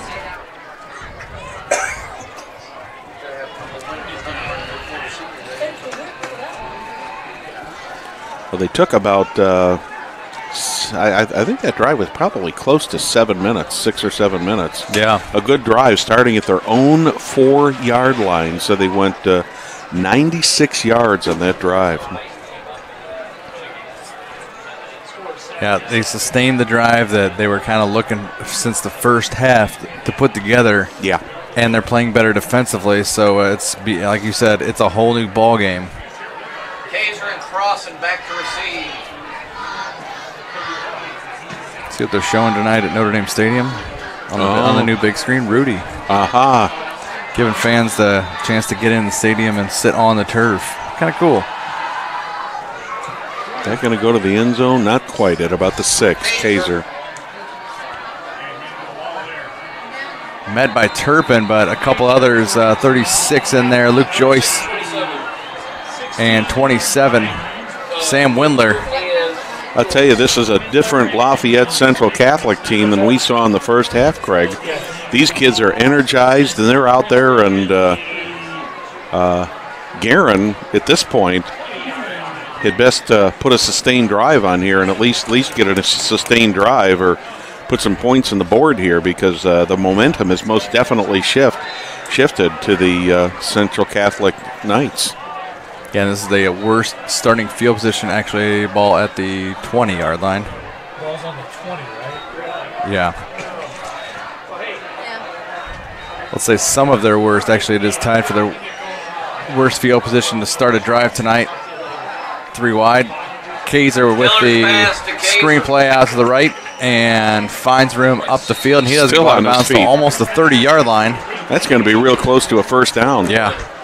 If it's short, it's going to not be by more than about a yard or so. We'll give him 9 yards. Yeah, unless he stepped out of bounds there, and we just didn't see him step out of bounds. Kaiser has been the go-to guy for this game tonight for the Eagles. He was responsible for all the yardage in their scoring drive early in the first quarter. Now he's going right up the middle again. Up the middle and across the 40 he goes, so it looks like a 12-yard pickup. And there's a late flag coming in, and the Central Catholic kids are clapping, so something, what have we got here? Unsportsmanlike conduct. That's going to cost him 15 yards. Could have been a first down at the 41, but instead. What they call 15-yarder, but what was it? I believe that was unsportsmanlike. Late hit. Late hit.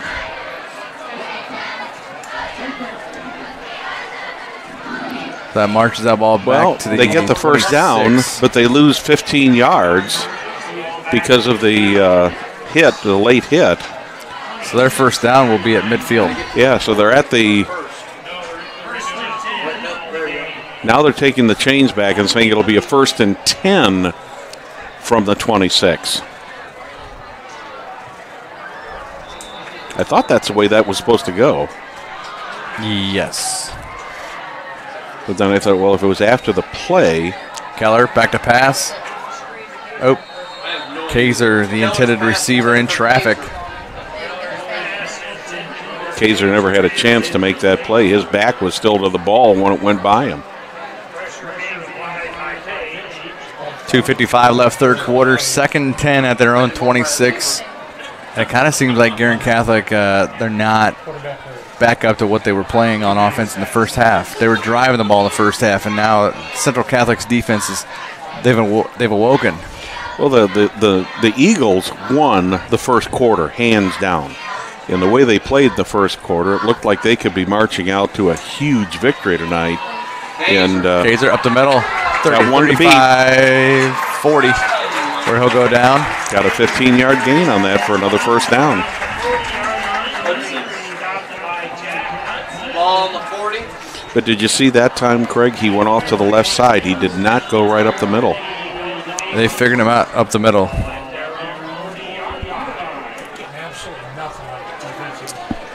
2:40 left here in the third quarter.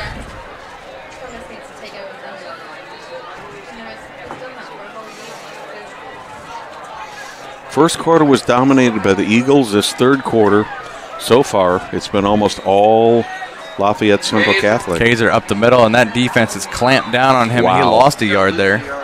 Are they going to give him back? It looks like they're going to give him back to the line of scrimmage. But he's getting a good spot. He's fortunate he got that far. Yeah, they may need to call some plays outside the tackles to see if Kaiser can break loose, or they're going to eat him up. Well, they had a lot of success there in the middle in the first half, and they definitely need to make some adjustments here. Just under 2 minutes remaining here in the third quarter.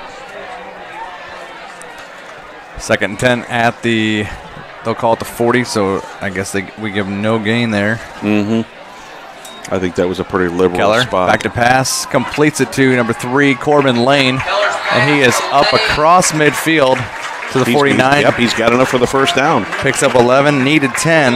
I thought he was going to go out of bounds there at about the 47 or 48-yard line, but he managed to turn around and pick up about 4 or 5 more yards and got it into Central Catholic territory. They will continue this drive, 1st and 10 at the 49 of Central Catholic. Clock will start as soon as the ball is snapped. He went out of bounds. 1:38 on the clock, third quarter. In motion comes Thiem, number 89, big tight end, 6'5", 201. Kaiser gets the handoff. Up the middle he goes, left side. 40, 35, 30. Down to about the 27-yard line. So a nice 22-yard jaunt there by Thomas Kaiser. That's exactly the plays that they were running in the first quarter and having a lot of success with. But later in the second quarter, in the beginning of the third quarter, they just could not get that ball moving for Kaiser up the middle. And now all of a sudden that hole was wide open for a 22-yard gain. Under 1 minute and 20 seconds remaining here in the third quarter. Clock is rolling, and they are at the 28 of the Knights. Twins here to the near side. Looks like double tights. Handoff. This is number 26, I believe. Yeah, it wasn't Kaiser. Dylan Crossan.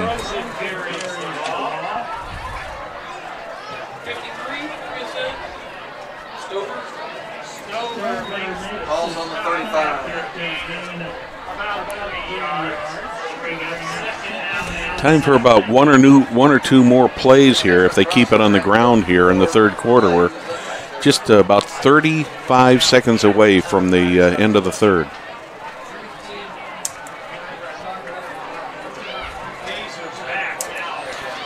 Kaiser back in the fold. McGinnis here to the near side.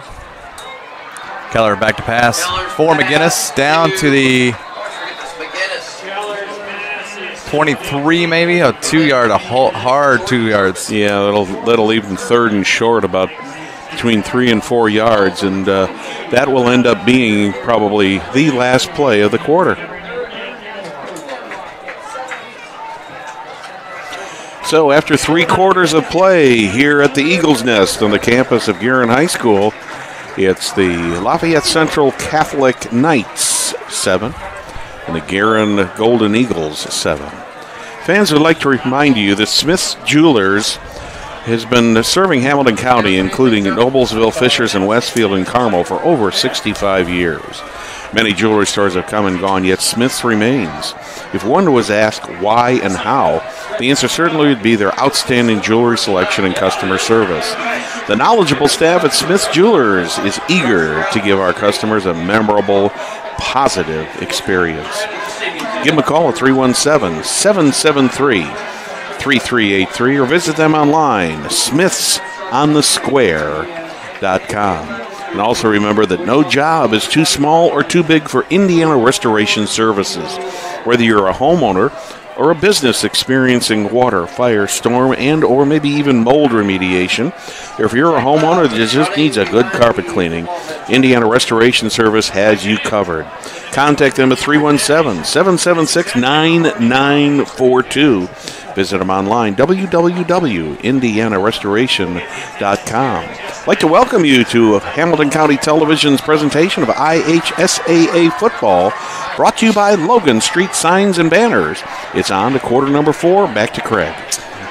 Big 3rd down and 4 at the 22 of Central Catholic. Keller keeps it himself up the middle. He goes and around the left side, and Keller finding room, and he will go down the 15, out of bounds at the 11-yard line. So first down, number 12, and way to start the 4th quarter for the Golden Eagle offense. Boy, that brought all the fans on this side of the stadium onto their feet. Keller with a great job of scrambling there. At one point, Craig, it looked like he had the first down, and then he kind of twisted and came back around and was beyond, didn't have enough for the first down, but he managed to find a hole, and he's got the ball first and 10, or actually first and goal at the 10. First and goal at the 10. Keller goes to the end zone. This was the high one, and up for grabs. Got it. Touchdown on the play by number 2. That's Bernie McGinnis with the 10-yard touchdown catch. Look at the lights flashing on and off. Oh, wow, yeah. We not only got the cannon, we got the flashing lights, folks. That was one of those rainbow passes that just went up there, and as you can see on the replay there, he came with that, and it looked like the only hope to let all loose, but they could not. So here's a critical extra point. Kaiser on to kick this, and the ball almost didn't get down. Did he get it? He got it. He did, and wow, flipping over Turpin, I believe. Yeah, Labus. If we do get the replay on this, Labus catches the ball, plants it, and then puts it back up and holds it. Yep. So that ball almost did not get there. As you see, Jake Labus getting a high five coming off the field. Wow. Yeah, that was a great pass play and a great effort there by the snapper. Let's take a look at the replay here. Watch the replay on this touchdown. What a job there. Great job. And, of course, in high school, he's only got to come down with 1 foot, but he definitely had both feet in bounds there. So we're just a few seconds into the 4th quarter, and Guerin Catholic has retaken the lead 14-7. So let's see what the momentum does at this point, Craig, because during that 3rd quarter, boy, Lafayette Central had the momentum, and they went down and they scored, tied up this game, and Guerin has come right back, scored once again, and taken a 7-point lead with just 12 ticks going here in the 4th quarter. So this is still anybody's game. You know, late in the 3rd quarter, a very, very sustained drive ended up in a Carlos Velasquez 2-yard touchdown run, and just kind of hushed the home crowd a little bit. Then all of a sudden, a drive that started in the late parts of the 3rd quarter, and all of a sudden, when that 4th quarter clock started, it was a short, low liner to the 21-yard line. I think that's Turpin, maybe? Yep, that's Jordan Turpin. 1 or 2 to beat. He's across midfield. He's still going. Holy man. My, oh my. Great field position here. Yeah, that was a touchdown-saving tackle on that one. Otherwise, he would have been off to the races and had almost an 80-yard touchdown. As it was, 21-29, 36-yard kick return. So just when the Eagles kind of took some of the wind out of the sails of the Knights come right back with a tremendous kickoff return and have the ball in Eagle territory at the Eagle 43 with the 1st and 10. Yeah, wow. 36-yard kickoff return by Turpin to the Guerin Catholic 43, where Central Catholic's trying to tie this ball game up. Velasquez back. They want to waste no time. He's going to pass. Flushes out left. And still behind the line. Telling him to go long. Up the sideline he goes. And he's got a receiver. He's got him. He caught that ball. He caught that. Can't see the number. I couldn't see the number. Hudson. Yeah, I couldn't see the number, but Hudson caught it, but it looks like a Guerin Catholic player had the ball in his hand, but it's going to be 16 Hudson. Hudson catches that ball down at the 6-yard line. 37-yard pass play. Is there a flag on the play or what? They have not moved the sticks yet. Injury. Oh, just cramp maybe. Okay. No, they're putting it down. 37 yards on the pass play. Wow, what a pitch and catch, if you will. Well, the other thing that Velasquez did on that, Craig, is he did a good job of not going over the line of scrimmage. And what was really surprising was that his front four up there, his offensive lineman, nobody was off over the line of scrimmage. Because so many times on a play like that, when the quarterback is scrambling like that, the linemen have a tendency to get beyond the line of scrimmage. But they did it all right. So Central Catholic come right back, 1st and goal at the 6. Hit like big hit. Hit like a freight train hit him. Is that Bach? Charles Bach. Yeah, Charles Bach with the hit. Wow. No gain. I believe that was 18, Kai Schrader. 10:44 remaining here in the 4th quarter. As a big hit there by Charles Bach, the junior linebacker. He's pretty stout, 5'11", 197. Mm-hmm. Timeout, LCC. Central Catholic going to burn a timeout here. Well, Craig, let's just talk a little bit about Bill Clifford. He's currently a sergeant with the Hamilton County Sheriff's Office and has committed his life to serving the community with integrity. As a resident of Westfield with his wife Cheryl and 3 kids, family safety is Clifford's top priority, and he understands the Sheriff's Office must be proactive against new threats in order to protect you. For more information, follow the campaign on Facebook at Clifford for Sheriff, and remember to vote for Bill Clifford for Hamilton County Sheriff on May 18th, 2018. That's Bill Clifford for Sheriff. Momentum changes have just been going back and forth, Craig. I'm just wondering if whoever has the ball last in this game isn't going to win this game. If this could come down to a last-minute score. I think it's going to be one of those because obviously both offenses playing much better mid to late 3rd quarter until here early in the 4th quarter with trading touchdowns, and Central Catholic trying to tie this ball game for the 2nd time on their consecutive possessions. Let's see if they can do it here. Velasquez in the gun, and the pistol rather, with the fullback. Flushes out to the left, finds room up the middle, runs, and he finds room and escapes a little bit down about the 8-yard line. Ooh, man. So Velasquez drops the pair. Jake Labus chased him down and dropped him for a couple yards. So it'll be 3rd and goal from, they set it down, look 7? Between the 7 and 8. He did lose officially a yard, and we're under 10 minutes left in regulation in this game. Now watch this kid, 83, David Schwartz. Yeah, he's had some nice receptions tonight. He's had 5 catches tonight. Flushes out left, looks, goes corner of the end zone, and caught. Got it. Touchdown. Touchdown there is by Hudson on the touchdown. Yeah, Jack Hudson, the 6-foot senior. He's having a good ball game also.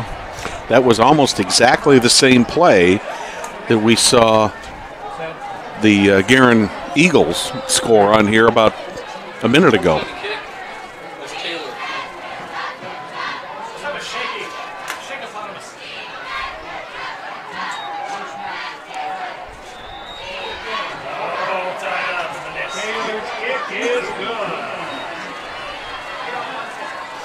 Well, the extra point is good, and we're at 9:39 remaining in regulation. At this point in the game, I think it's safe to say in regulation rather than in the game, because this could come down to a last-minute score, or maybe we're looking at overtime.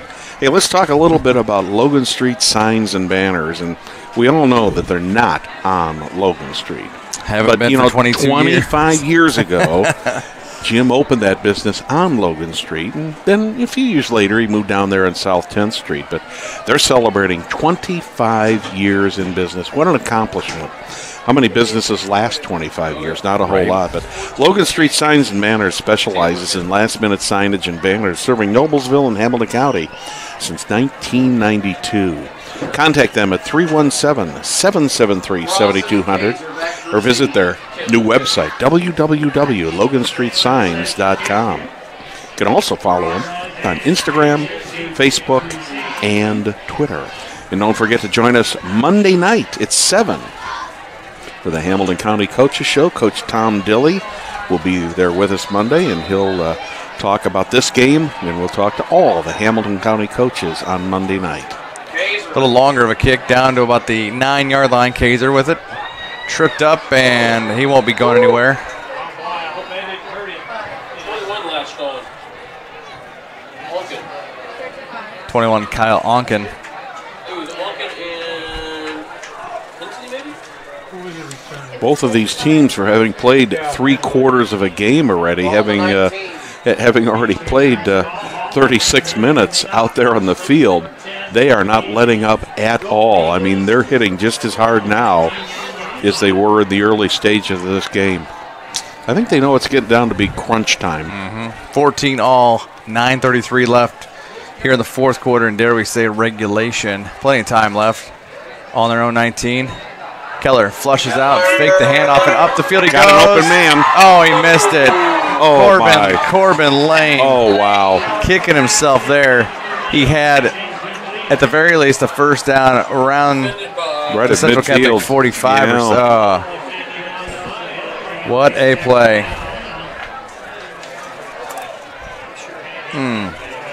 Unfortunately, it all goes for naught. It'll turn back to 2nd and 10.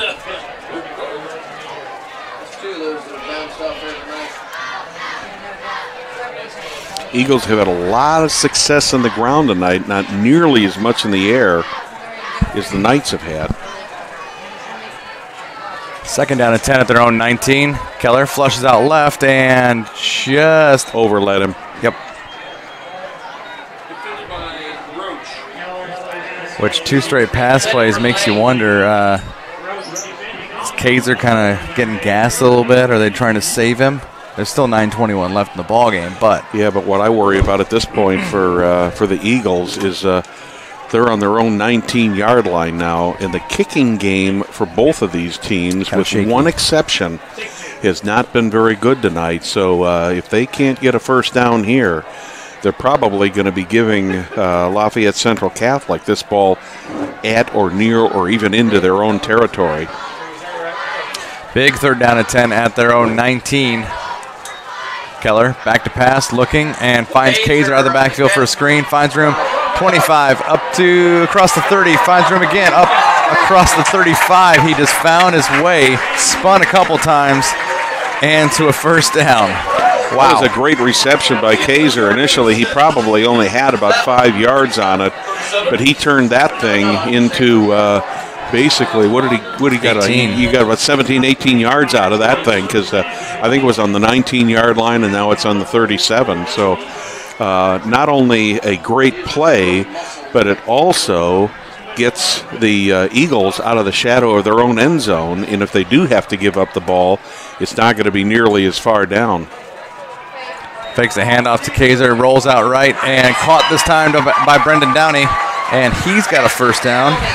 Like that nice little pattern there, because boy, that ball that was one of those plays where the quarterback is looking down the field, and I think that's one of those spot plays. They're saying, okay, you be at this spot, I'm throwing the ball here, you go get it. And the Eagles did a good job of executing there. Well, as soon as Keller rolls out, he knew exactly where Brendan Downey was going to be, and Downey got to the spot, like you said, and they get things working like clockwork. Yeah. That's when, things are running smooth. Eagles have gained 34 yards in the last 2 plays of 2 passes. Yep, that was a 16-yarder there. Keller back to pass again, going up top, and that is way overthrown. Downey again.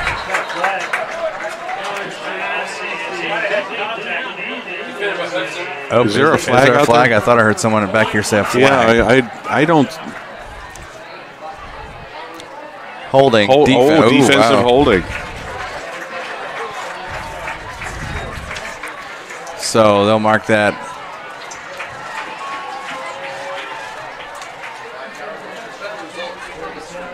Down to the 37.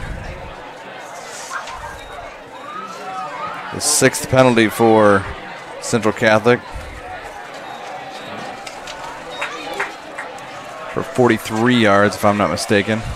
That ball was way overthrown, so the Eagles definitely got a break on that play. Huge break. 8:24 left, 4th quarter. The Eagles driving. Kaiser up the middle he goes, across the 35, down to about the 33. He is amazing. Yeah. He is just amazing how he can run into a wall of Knights and run right through them. And it's not that the Knights defense they played a good defensive game, but Kaiser is just next to impossible to tackle. What probably should have been a 2 or 3 yard gain turned to be what officially they're giving him 4, it looks like. 4 yards on that pickup, 2nd and 6 at the Central Catholic 33. 7:42 and ticking. Keller, 2-step drop, gets batted at the line. That's 62. Jacob Rogers bats that down. I think it was 11. Another big 3rd down play coming up here. Big paw of there, Jacob Rogers, 6'1", 210. Just got his hand up there. Now it's 3rd and 6 at the 33. Do you go to the air, or do you go to Kaiser? Or do you go to Kaiser in the air? You may see a screen pass. Yeah. I mean, why not trying to use the wide side here? Lane to the far. Twins here to the near. Keller rolls out, looking. Let's go with the ball, and out of bounds. Way overthrown. Way overthrown. So 4th and 6 at the Knights' 33-yard line. Now the Knights have got a decision, or not the Knights, the Eagles have got a decision to make here. Do we punt from here, or do they go for the 6 yards from here? And if they don't make it, they leave the Knights in pretty good field position with a quarterback who's been hot in this half and has connected on a lot of great passes. They're going for it. Driven 48 yards so far. That's right, they're calling that the Horseshoe Classic that Westfield Southport are playing in, and Mooresville and Decatur Central played earlier. Keller back to pass on 4th down and got it wide open. Looks like that's Corbin Lane. Corbin Lane, huge. That is a huge play. All the way down to the 18. I checked that 19-yard line, so a 14-yarder. Lane caught that at full stride and did end up going out of bounds. And at this point, clock management is going to start to get to be very, very important with 7 minutes and 23 seconds remaining in the regulation. Yeah, Lane with his 3rd double-digit catch of the night. Actually, all 3 of his are double digits. Bates in motion, coming in as another tight end. Kaiser up the middle he goes, down to about the 20, actually down to the 15. Once again, Kaiser just hit that line and just busted right through there and ended up getting 5 yards. 13 is I've got him for 26 for 124 currently. That beats his total of last week. 5 carries, $114. Yeah. So if he can actually, I'm sorry, that was actually at 141 last week. Yeah. Didn't get in the end zone last week. He has one tonight. Keller fakes the handoff, And, oh boy. Pass batted down there by Andrew Page, number 11. That could have been big if he would have actually gone down with the ball. He may have let loose of it. Keller coming to the sideline to get a play here. 6:38 here on the fourth quarter clock. 3rd down and 6 at the 14.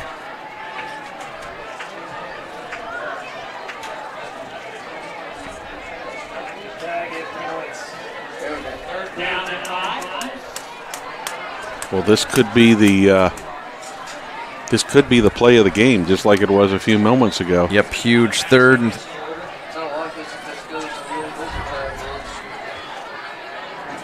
at the 14. Keller rolling out left, goes end zone and overshoots him. Yep.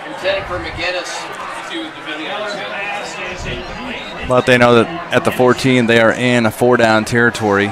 That ball wasn't going to be caught in bounds by anybody. They are going to kick.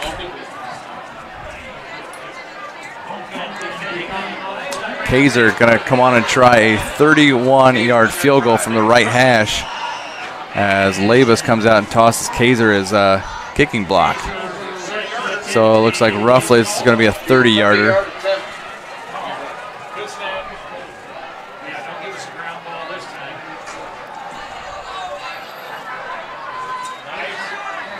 Does he get? No, he's going to be short. Did that get tipped? Jack Hudson was jumping up and down. I'm wondering if he might have got a finger on that ball, because that ball had absolutely almost no loft whatsoever. Yeah. Well, the Eagles failed to put anything on the scoreboard. With 6:30 left here in the fourth quarter. It's 14 all. But the Knights have got 80 yards to go for a touchdown. That's right, because no matter where and the ball a hot quarterback. Kicked. Yeah. Velasquez throwing pretty well here in the second half.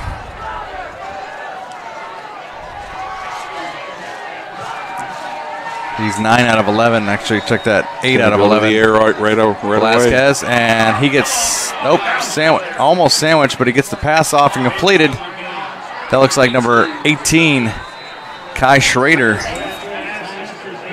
He made something out of nothing on that one. Velasquez, you got to give him a lot of credit from that one, Craig, because he did a heck of a job scrambling to get away from a couple defenders and get that ball off, and still ended up gaining between 5 and 6 yards.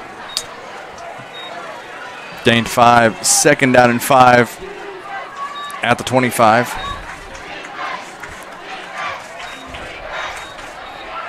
Handoff. Looks like that is 18 Schrader, and he is had behind the line back at the 24. Having a rough night running the ball as Schrader on his 5 carries. He's lost 2 negative carries.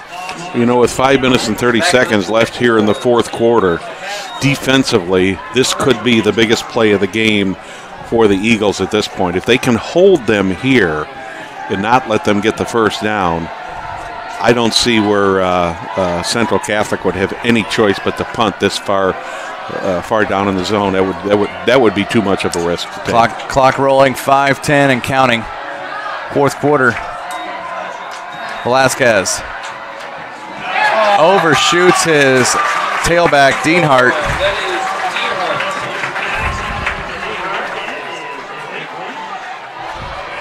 Chris Castillo with the quarterback pressure. That brings up 4th down and 6 at their own 24, and they are going to punt. Jack Hudson on to try and boot this ball away. It'll be single safety back. It'll be Kaiser back deep. He's going to be standing at about his own 45-yard line. Neither of these teams have had a real good kicking game so far. And this one kicked decent, and Kaiser let it go for pretty good field position for the Golden Eagles. They'll start out their own 43 to start this drive with 4:52 left here in the fourth quarter. Yeah, considering that came from about not a long punt, about a 30-yard punt or so, but probably better than what they had been getting before, and especially the fact that Kaiser could not make a return. Anything new on the scoreboard there? Let's see if on this little actually slight break, they're getting back to it, are the Golden Eagles on offense. We'll see if we can catch up on a few scores. Keller hands it off. Kaiser finds room. Up the middle. 50, 45, 40. He's going to break it. 30, 20, 15, 10, 5, and to the 3-yard line. Wow. Wow. Woo-wee. And there are no flags on the play. 54 yards down to the 3-yard line. Wow. Well, that could be the offensive play of the game, and that last defensive stand by the Eagles set this whole thing up. And here comes Kaiser, and that was number 16, Jack Hudson, who just barely dove and got a hand on Kaiser. Otherwise, he'd had 6. But as it looks right now, Lafayette Central Catholic is calling a timeout, and they've got to talk about this because 4:39 left in regulation, and the Eagles are knocking on the door. Noblesville Trophies offers a large range of products including sports trophies, corporate awards, and in-house embroidery. Noblesville Trophies provides you with same-day service for those last-minute decisions. Contact them at 317-773-7391 or check them out online, www.noblesvilletrophies.com. Follow them on Facebook and on Twitter. Amazing how a couple big plays can change the complexion of the game, Craig, because it was looking there at one point like Lafayette Central Catholic had all the momentum in the world going. The Eagles come back. They make a great defensive stand. They take a punt. One play later, they're knocking on the door for a touchdown here with 4:39 left to go here in the fourth quarter. And the Eagle faithful over here to our right, they are excited. Check this out. Speaking of excited, they're excited over on 86th Street as North Central has defeated Hamilton Southeastern 37-14. So Kevin O'Shea making his mark already on Class 6A. Up the middle. And I believe that touchdown. Is Crossan on the touchdown, number 26.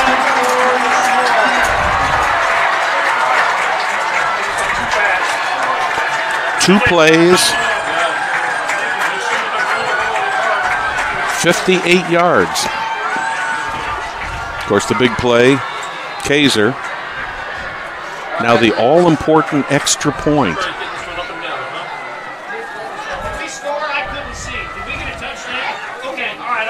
That is probably the talk of the night, I think. It will be. One of them, along with, that was a liner, but good. Right down the pipe as the kick by Kaiser after the touchdown from Dylan Crossan. Guerin Catholic 21, Lafayette Central Catholic 14. We've got 4:35 left on the fourth quarter clock. Plenty of time for Central Catholic to tie this up. There's a lot of time left in this game, and the way both of these teams have had some explosive plays come off, Craig, I don't think I would be very surprised if the final score in this game is 21-14. Right. Hey fans, celebrating 25 years, Logan Street Signs and Banners specializes in last-minute signage and banners. Serving Noblesville and Hamilton County since 1992. Contact them at 317-773-7200. Visit their new website, www.loganstreetsigns.com. Follow them on Instagram, Facebook, and Twitter. Well, former Lafayette Central coach Kevin O'Shea has pulled off his first 2 victories at North Central last week at Fishers, beating the Fishers Tigers. Not by much, but this week a convincing victory over the Hamilton Southeastern Royals. I think it was 37-14. So very interesting. That team that used to be one of those games that people would look at and say, "Oh, we're playing North Central. Put the W down," and no more. Because for quite a while they had been the doormat of the MIC, and now they're climbing their way up like Lawrence North. Turpin had to retrieve the ball after he touched it, and he's going back the other way, and Guerin Catholic storming back at him, and that's number 44. That is Tom Hokinson. And the ball comes up again. Turpin got it, though. And we have an injured We have an injured Knight on the field. I can't see who that is. Interesting kickoff return, to say the least. That's not good. The player down, his right leg is flat, but they've got him up on his feet. That's number 36, Luke Joyce, one of the D linemen. They may need him soon. 21-14 our count. 4:22 left, fourth quarter. It's Guerin Catholic up by a touchdown. I was going to say, how aggressive does Carlos Velasquez come out now? He just needs to come out and do what he's been doing here in the second half, period. I mean, he's just, he's put 14 points on. Both teams have put 14 points on here in the second half. But I think if you were to say which team has outplayed each other, I would have to say that Lafayette Central Catholic is probably, I'm not going to say they've owned the second half, but they have outplayed Guerin here in the second half. I agree on both sides of the ball. It's just that, obviously Guerin Catholic kind of woke up in different instances and several big picked themselves plays. up. Velasquez, back, little screen play out of the backfield, and that's Deanhart. Gets kind of wrestled down by his head. I thought he was down already. But 6 apparently yards. his knee must not have touched, and he did end up getting 6 yards out of that one. 6 yards on that catch by number 24, Adam Deanhart. 4 minutes remaining. Tough tailback to bring down at 170.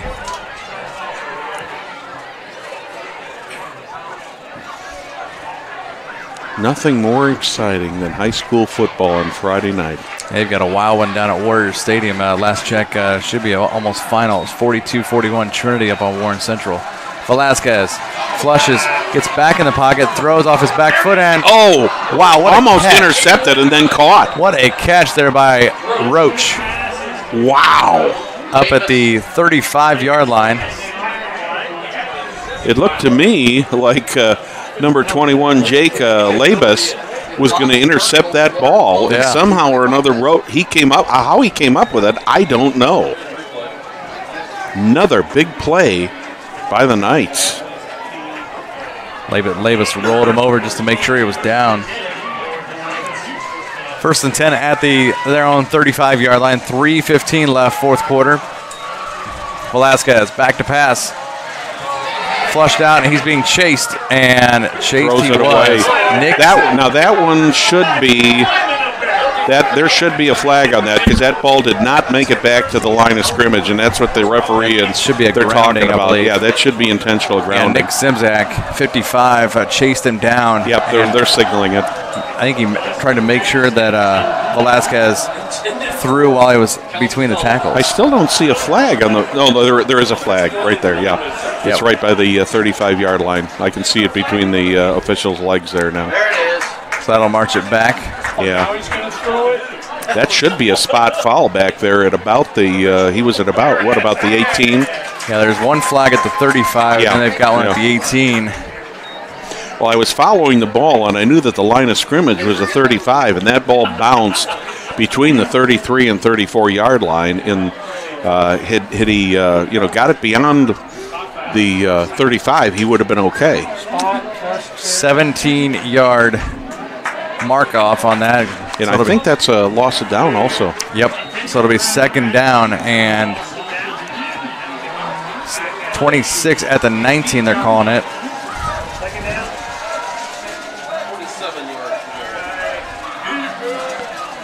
So Velasquez, that much more pressure with 3:07 left here in the fourth. Turpin in motion. Velasquez going long, deep. finding Schmidt up top, and no. Good defense. Great defense on that 17. play. Rock Ricker. David Schwartz thought he was going to get that ball, and big number 17, Rock Ricker, the 6-foot defensive end, he is the one who came in there and knocked that ball away. Great defensive play by the Eagles. Schwartz at 6'2" had a little bit of they're just getting pounded. Our boys are down 7-1 at Philadelphia tonight. Oh boy. 3rd and 26 at their own 19. Well, with 3 minutes left, this will be a 4-down territory here, even if he doesn't do this. Yep. Big third down here in 26. Velasquez to Deanhart. Stiffed right there by number 16, Billy Freudenthal. I think he lost a yard or two on that, too, I think didn't he? so, too. Yeah, because he was the line of scrimmage is the 19. They're putting it down at the 18, so get a completion but still lose two. I can't read how many timeouts. Guerin Catholic 3, Lafayette Central Catholic 1. Okay, I couldn't read. I couldn't see Guerin's there. The post is blocking it out, but that could be critical for Lafayette Central Catholic, the fact they've only got one timeout left. -1 on that catch for Deanhart. Huge 4th and 27 at their own 18. They need the 45. Velasquez. Way overthrown. About 5 yards over the head of Schwartz. Overthrown. And that will turn the ball over on downs. So here's the reset. We're at 2 minutes, 13 seconds. The Eagles with a 7-point lead over Lafayette Central Catholic. And essentially all the Eagles really need to do here is if they can get one first down here, Lafayette Central Catholic can only stop this clock one more time. Huge field position, the best they've had all night, actually. I've got to believe that this ball is going to be in the hands of young Mr. Kaiser. And that's who the ball goes to. Thomas Kaiser up the middle, across the 15, and he's making his way. And look at that. Down to the 5. Down to about, they mark him at the 6. Wow. He just kept going and going and going, and his effort added almost 10 yards to that run. We'll call it the 6, a 12-yard pickup by Kaiser. And if his 140 going last week wasn't his, which I think it is his career high, because he was in the shadow of McGinnis the past couple years. But he's definitely got a career high in yardage tonight. Guerin Catholic has had some good rushing backs. Handoff, Kaiser finding room, dances around a little bit off He right could get in tackle, there. and he is Is he up in? across the, nope, down to the just 1. short. Nope, they're saying he's in. Touchdown. Oh, are they calling it at the 1? Well, the far official signaled touchdown, but the linesman on this side did not signal the touchdown, and they're putting it down just short of the goal line. Now they're going to huddle and talk about it, so what I'm wondering is if Kaiser didn't break the plane with the ball, and but they're still talking about it here. Looks like they're going to have about less than the length of the football to go. Well, I see one official putting a flag back into his inside his belt line.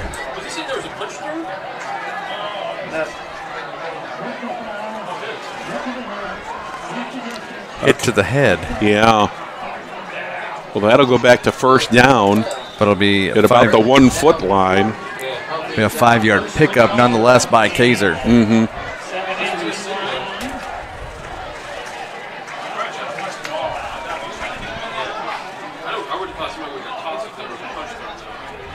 Maybe he was like trying to punch the ball for football. Oh, that could be. That could be.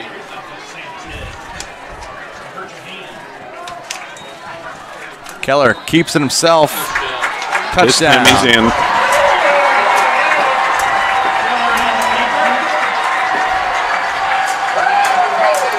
I think that puts the exclamation point on this victory.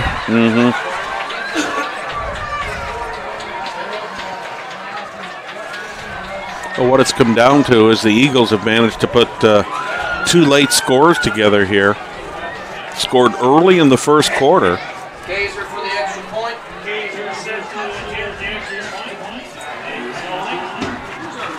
Bach.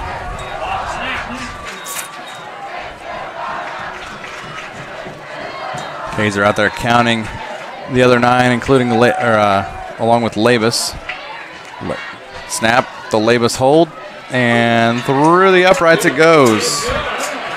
And with 1:03 left on the clock, as the trees are blinking across the way, it's Guerin Catholic 28, Lafayette Central Catholic 14. Hamilton County Television would like to thank everybody who watched tonight's broadcast of IHSAA football. Presented by Logan Street Signs and Banners, celebrating 25 years in business in Noblesville. Other participating sponsors include Noblesville Trophies, Community Health, Smith's Jewelers, Indiana Restoration, the Noblesville Chamber of Commerce, and Bill Clifford for Sheriff. And don't forget, coming up this week on Hamilton County Television, we'll have the Coaches Show on Monday night at 7 o'clock. We've got IHSAA Girls Soccer. Be the Fishers Tigers coming to visit the Noblesville Millers. That's coming up on Wednesday. 1 week from tonight, we've got 2 games to bring you. One of them will be the Fishers Tigers coming to Noblesville for a 7 o'clock kickoff at Hare Field. The other game will be from Hamilton Southeastern High School, where the Avon Orioles will come and meet the Hamilton Southeastern Royals. Both of those games start at 7 o'clock next week on Friday night. So the sports action continues here on Hamilton County Television. What a great comeback by the Eagles. And I do really call it somewhat of a comeback, Craig, because the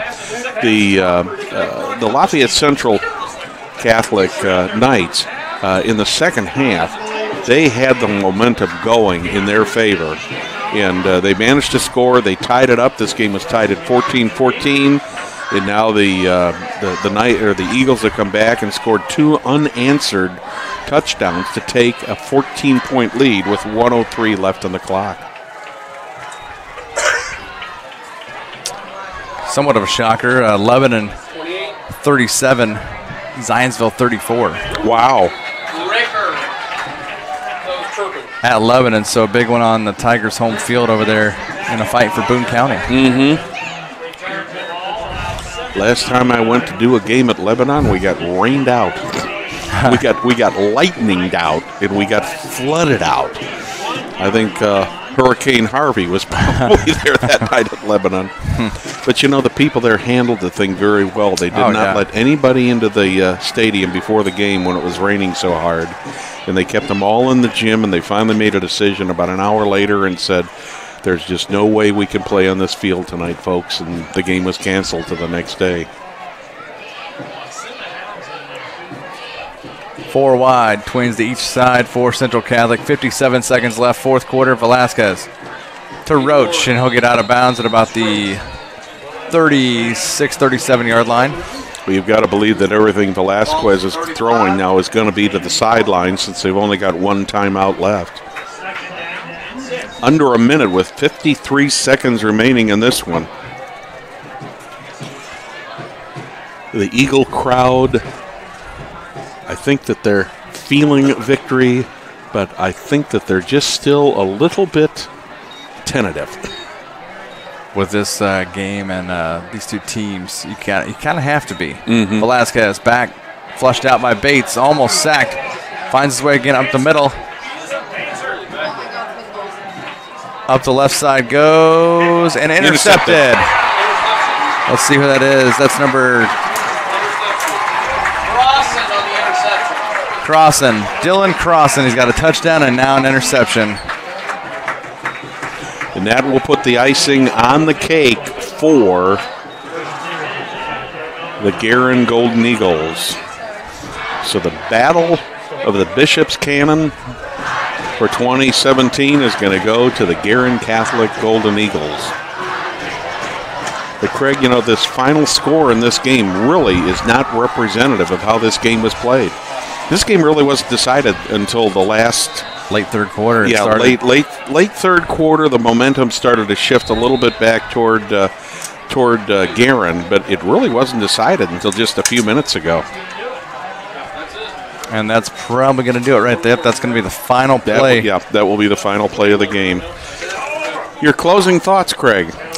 You know, it's great to see how both these teams responded, and it's a true test to both of these teams, actually. But late third quarter, we still had a 7-7 ball game, and now it's going to be a final of 28-14. Well, the victory goes to the Guerin Catholic Golden Eagles over the Lafayette Central Catholic Knights. The first time in a number of years that the Golden Eagles have beat the Knights. Well, that will do it for us tonight. We Thank you for watching today's broadcast of IHSAA football on Hamilton County Television, presented by Logan Street Signs and Banners, celebrating their 25th year in business. On behalf of Craig Atkins, this is Brad Silbert speaking, saying good night from the Eagles Nest.